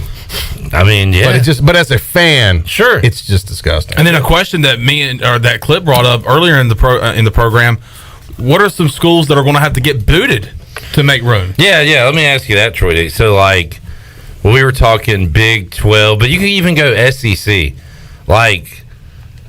Is Vanderbilt worthy of the new SEC if they can get close to Florida State? I think that you'll never see Vanderbilt out of the SEC. First of all, Vanderbilt has an incredible advantage that nobody else has. Everybody loves going to play at Vanderbilt. You know why? They get that W? Well, that's one. That is one. And the other thing is they love Nashville. Party it up. Nashville is one of the hottest cities in the country. It's the Vegas of the East as far as fun places to go to. And all these other teams and their fans love going to Vanderbilt and going to Nashville. Vegas of the East, you say? Well, guess what, Troy? Party towns. We're kicking them out, and we're adding UNLV, and now we're going to Vegas. That's how the SEC does it. But I'm wondering, so there's no loyalty to your conference. Is there any loyalty from these conferences to the schools? The Big 12, you'd have to look at the Kansas charters. State, Iowa State. I think it's very hard probably to kick a school out. Right. And every charter is different for these conferences. There is probably some where in those lines of how to do it, but it's probably almost next to impossible to actually do that. And you'd have to get a consensus out of everybody. And once again, I don't have their charters in front of me. There probably is some type of exit plan, but I bet it's extremely unlikely that they'd kick an existing member out. They just keep adding, and they don't want to do that. They just want to keep adding with these conferences. They just want to keep getting bigger and bigger. Troy, we'll talk to you again on July the 11th. Yeah. Like, how many dominoes are going to fall in college athletics between now and then? We will have this conversation on that Monday clip, and we'll be like, remember when we talked before it was still June? It was getting ready to be July 1st. We were getting ready to go on a holiday weekend, and we were only gone a week, and look how much has changed. And we're going to say... This is what we're going to say. I can go ahead and have now, what has changed, I can't tell you everything, but I guarantee you when we talk again on the 11th, we'll be like, damn. This was an active week. And we're going to say, boy, UCLA and Rutgers looks normal compared to what happened now. Right. So, yeah, it's going to be, there's going to be changes. And it's going to happen during a week that we're not in studio doing this show, and it's just going to pile on. Yeah. And we've been talking about the past week or two, ever since ECU baseball's been over with, there hasn't been much to be talked about. And then come July 11th, there might be a lot to talk about. No doubt, no doubt. All right, Shirley, let's fire it up once again and give away a case of Natty Light. Booty, booty, booty, booty, booty everywhere. Booty, booty, booty, booty, booty everywhere. Must be able to pick this up in studio. So if you're listening to us online, out of town, let someone local win this. Yeah, must be 21. We're not shipping it out. You need to pick it up tomorrow. If you can't pick it up tomorrow, you're going to have to wait. Just want to be clear about that. So this is you must be able to get to downtown Greenville to pick it up during our normal business hours. If you can't do that, don't bother calling. Lemonade, red, white, and blueberry lemonade natter days on the line. We got a case of them for you. 317-1250. Shirley, what caller we going for? That looks like either a 21, but I'm going to say 12. Caller 12. 317. There we go. It was 21. We're back with you after this.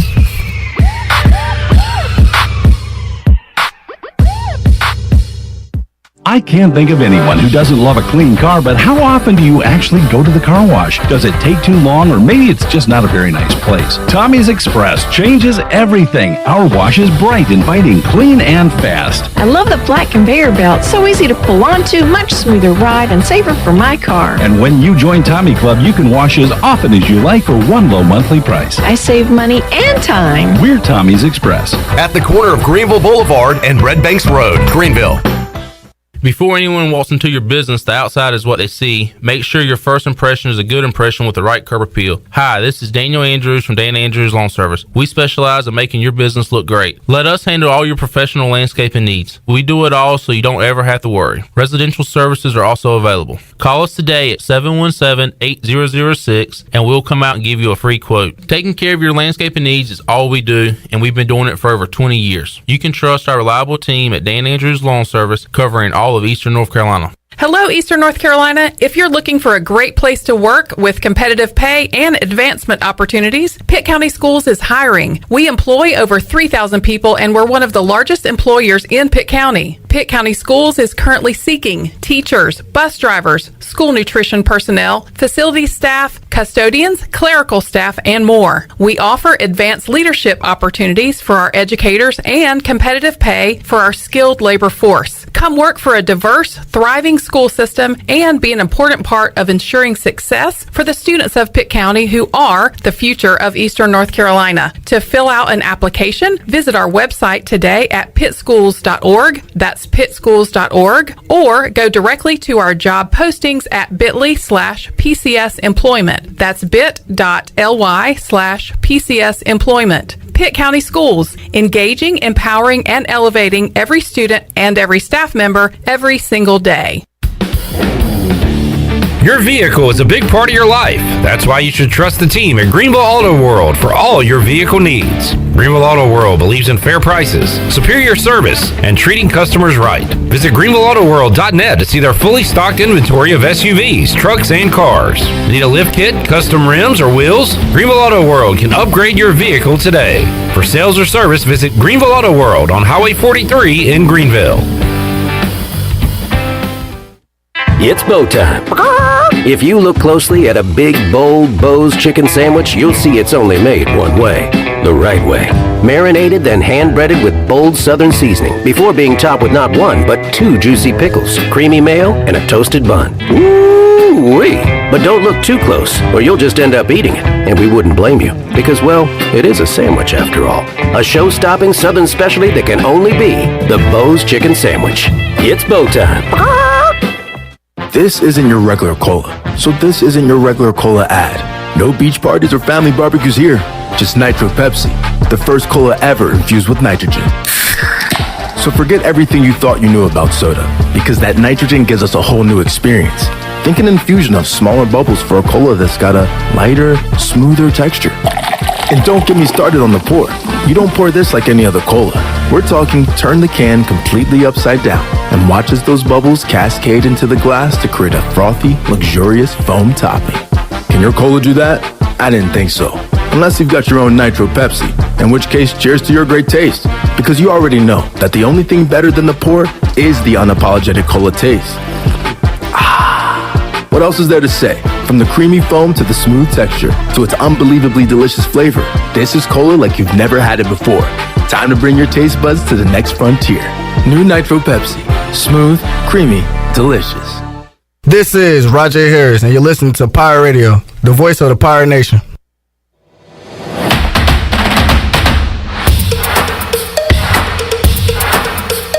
You're listening to Hour 3 of Pirate Radio Live. This hour of PRL is brought to you by Bud Light, reminding pirate fans to stay in the game and drink responsibly. Bud Light, the official beer of the ECU Pirates, and proudly distributed by Carolina Eagle Distributing since 1989. Now, back to the show. Welcome back. Do you want to get rid Oh, my microphone went out. Tighten and lift your skin. Smooth your skin texture. Erase veins and brown spots. And get rid of unwanted hair. Are you interested in Botox or filler? Contact the licensed professionals at Beauty Bar Medi-Spa on Red Banks Road in Greenville. Free consultations are available by calling 752-1406 or visiting beautybarmedispa.com. Enjoy your visit. Love your transformation. Now, let's head back in. Oh, I forgot to say who won. John Career of Greenville, who's very excited. Wow. He said he will be by on his lunch break tomorrow because he's getting ready to head out on the boat this weekend. This will get your career started right with a case of Natural Light. He's made a career out of winning here on Pirate Radio. These are A1A dad jokes, as my son would say. Drink too many in one sitting, though. You'll be going to the John quite a bit. And I'm done. I'm out. Stop disrespecting me, bro. Sorry, Penny. By the way, Penny. Amani Bates was like the he was top 5 recruit. Maybe number 1. I thought he was number 1 a couple years ago. Mm-hmm. Amani Bates went to Memphis and to play with Penny Hardaway. He's transferring to Eastern Michigan, which sounds weird, but he is from Ypsilanti, Michigan. Clip, let's get it right. East Michigan. They're tired of being disrespected. East Michigan to join former Pirate guard Noah Farrakhan there in Eastern Michigan. So that news came out yesterday. So anyway, there you go, Troy D. All right. You're up to date on basketball. Interesting. Yeah. How do you feel about ECU basketball coming up this year? Man, I'll be honest. Looking forward to seeing some new faces out there. Well, good, because there's going to be plenty. But it's not on, with baseball wrapping up, I'm kind of coming off the high of baseball. Yeah. I'm ramping up for football. I'm really trying to get into summer mode for like the next week or so, because this is like the last break we have before football's full throttle for what we do. And I just want to damn defuse and disconnect and, just enjoy the beach and some, family friends and stuff. And I mean, let's be honest, you've defused and disconnected on ECU basketball pretty much your whole life. It's just not on right now on my radar screen. And it shouldn't be. And it shouldn't be. Ask me that again 3 months from now, I might feel differently. You won't. But I am not paying attention to it right now, Clip. But I will when it gets closer. Like, it really takes me March to get into basketball. Then I'm like all in. Me. That's the time to jump on. I'm a big gamer, Clip. When the games matter, I like to show up. And going into the conference tournament, you'll be on the show and you'll say, "Is this the year?" There are only 4 3 wins. Oh yeah, 4 wins. Let's get 4. Yeah. 4 wins away, Clip. Well, if we lose a couple more conference members, it could be down to 3. That's right. It could be easier to potentially. Well, and this is going to be a watered down conference. It should be easier once all these good teams leave. Well, you're losing Houston, who's really, really good. Yeah. Cincinnati, who's decent. UCF, decent. I mean, it's not a huge change, but Houston's really good. What? I mean, I think it's going to make it easier. It will potentially replacing make it them with UTSA. North Texas, not South Texas, but North Texas. Rice, rice as side dish. Is rice really coming in? God, that stinks. That we're going to be with. There's like rice. 3 Texas teams coming in. Yes. God, this is getting easier. We'll see. We'll see. Hold on, Jeff. Hold on, Troy. Hey, Troy, hold on now. They're looking at it. Now, we'll say when we were in Conference USA and schools left to go to the American, we played 1 year with before we moved up to the American. ECU finished 4th in basketball that year and got a first-round bye in the tournament, which at the time was like, wait a minute, cow. We're not playing on day 1 of the basketball tournament? Right. It was the conference tournament. The conference tournament. It was hard to wrap our heads around. Right. So they did make a move, and you're right. I mean, I could see us making a similar move. Yeah. But no, as far as right now, I'm not paying attention to basketball. I just can't do it. ECU basketball is doing a good job. I don't know enough about it. ECU basketball is doing a good job on Twitter of hyping me up, posting all these workout videos and stuff like that. Looks like they're a little more active on the social media side, which is good. Very much so, Clip. And maybe that's something that Mike Schwartz wanted to do. But they're out there working and grinding and getting ready for, late October, early November. Yeah. All right, Troy D., July 4th week. Enjoy it, man. Yeah. Be a good little break. Hope everyone enjoys time with their friends and family. You beaching it up? And nah, he's probably not going to the beach this year. Probably stop by, see what's going on.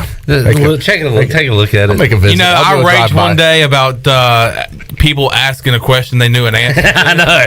And that was the dumbest question you've ever had. And I knew the answer to that question. Yeah. Troy, you going to the beach? You going to go to the beach?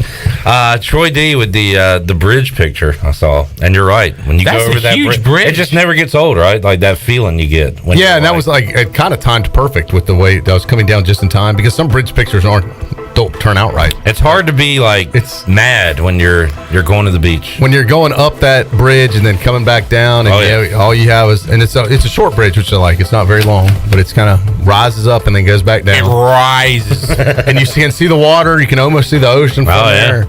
It's just it's literally a sea change in your attitude. Yep. And I said this about the beach. The reason people love the beach, Clip, is because the majority of people at the beach are on vacation. Well, what are you when you're on vacation? What are you? You're in a good mood. Good mood. Like you're happy. You're not at work. You're not doing stuff. Like you're in a good mood. So people at the beach on vacation are happy. The people that live there full time, guess what? They're happy because they live at the freaking beach all the time. Everybody's happy. What do they have to be upset about? There you go. Even the biggest ass in the world is happy at the beach. Right. So that is what makes the beach partly great, is people are just in a better state of mind and better attitude. And with that, let me say happy birthday, America. God bless America. All right, we will see you Friday, 3 o'clock on our final edition of Pirate Radio Live before we get out of here for the July 4th week. So tune in then for Shirley Rhodes, CJ Chandler, Troy D on Clip Rock. So long, everybody. In studio with Jeff Stein from Brown. If you have family...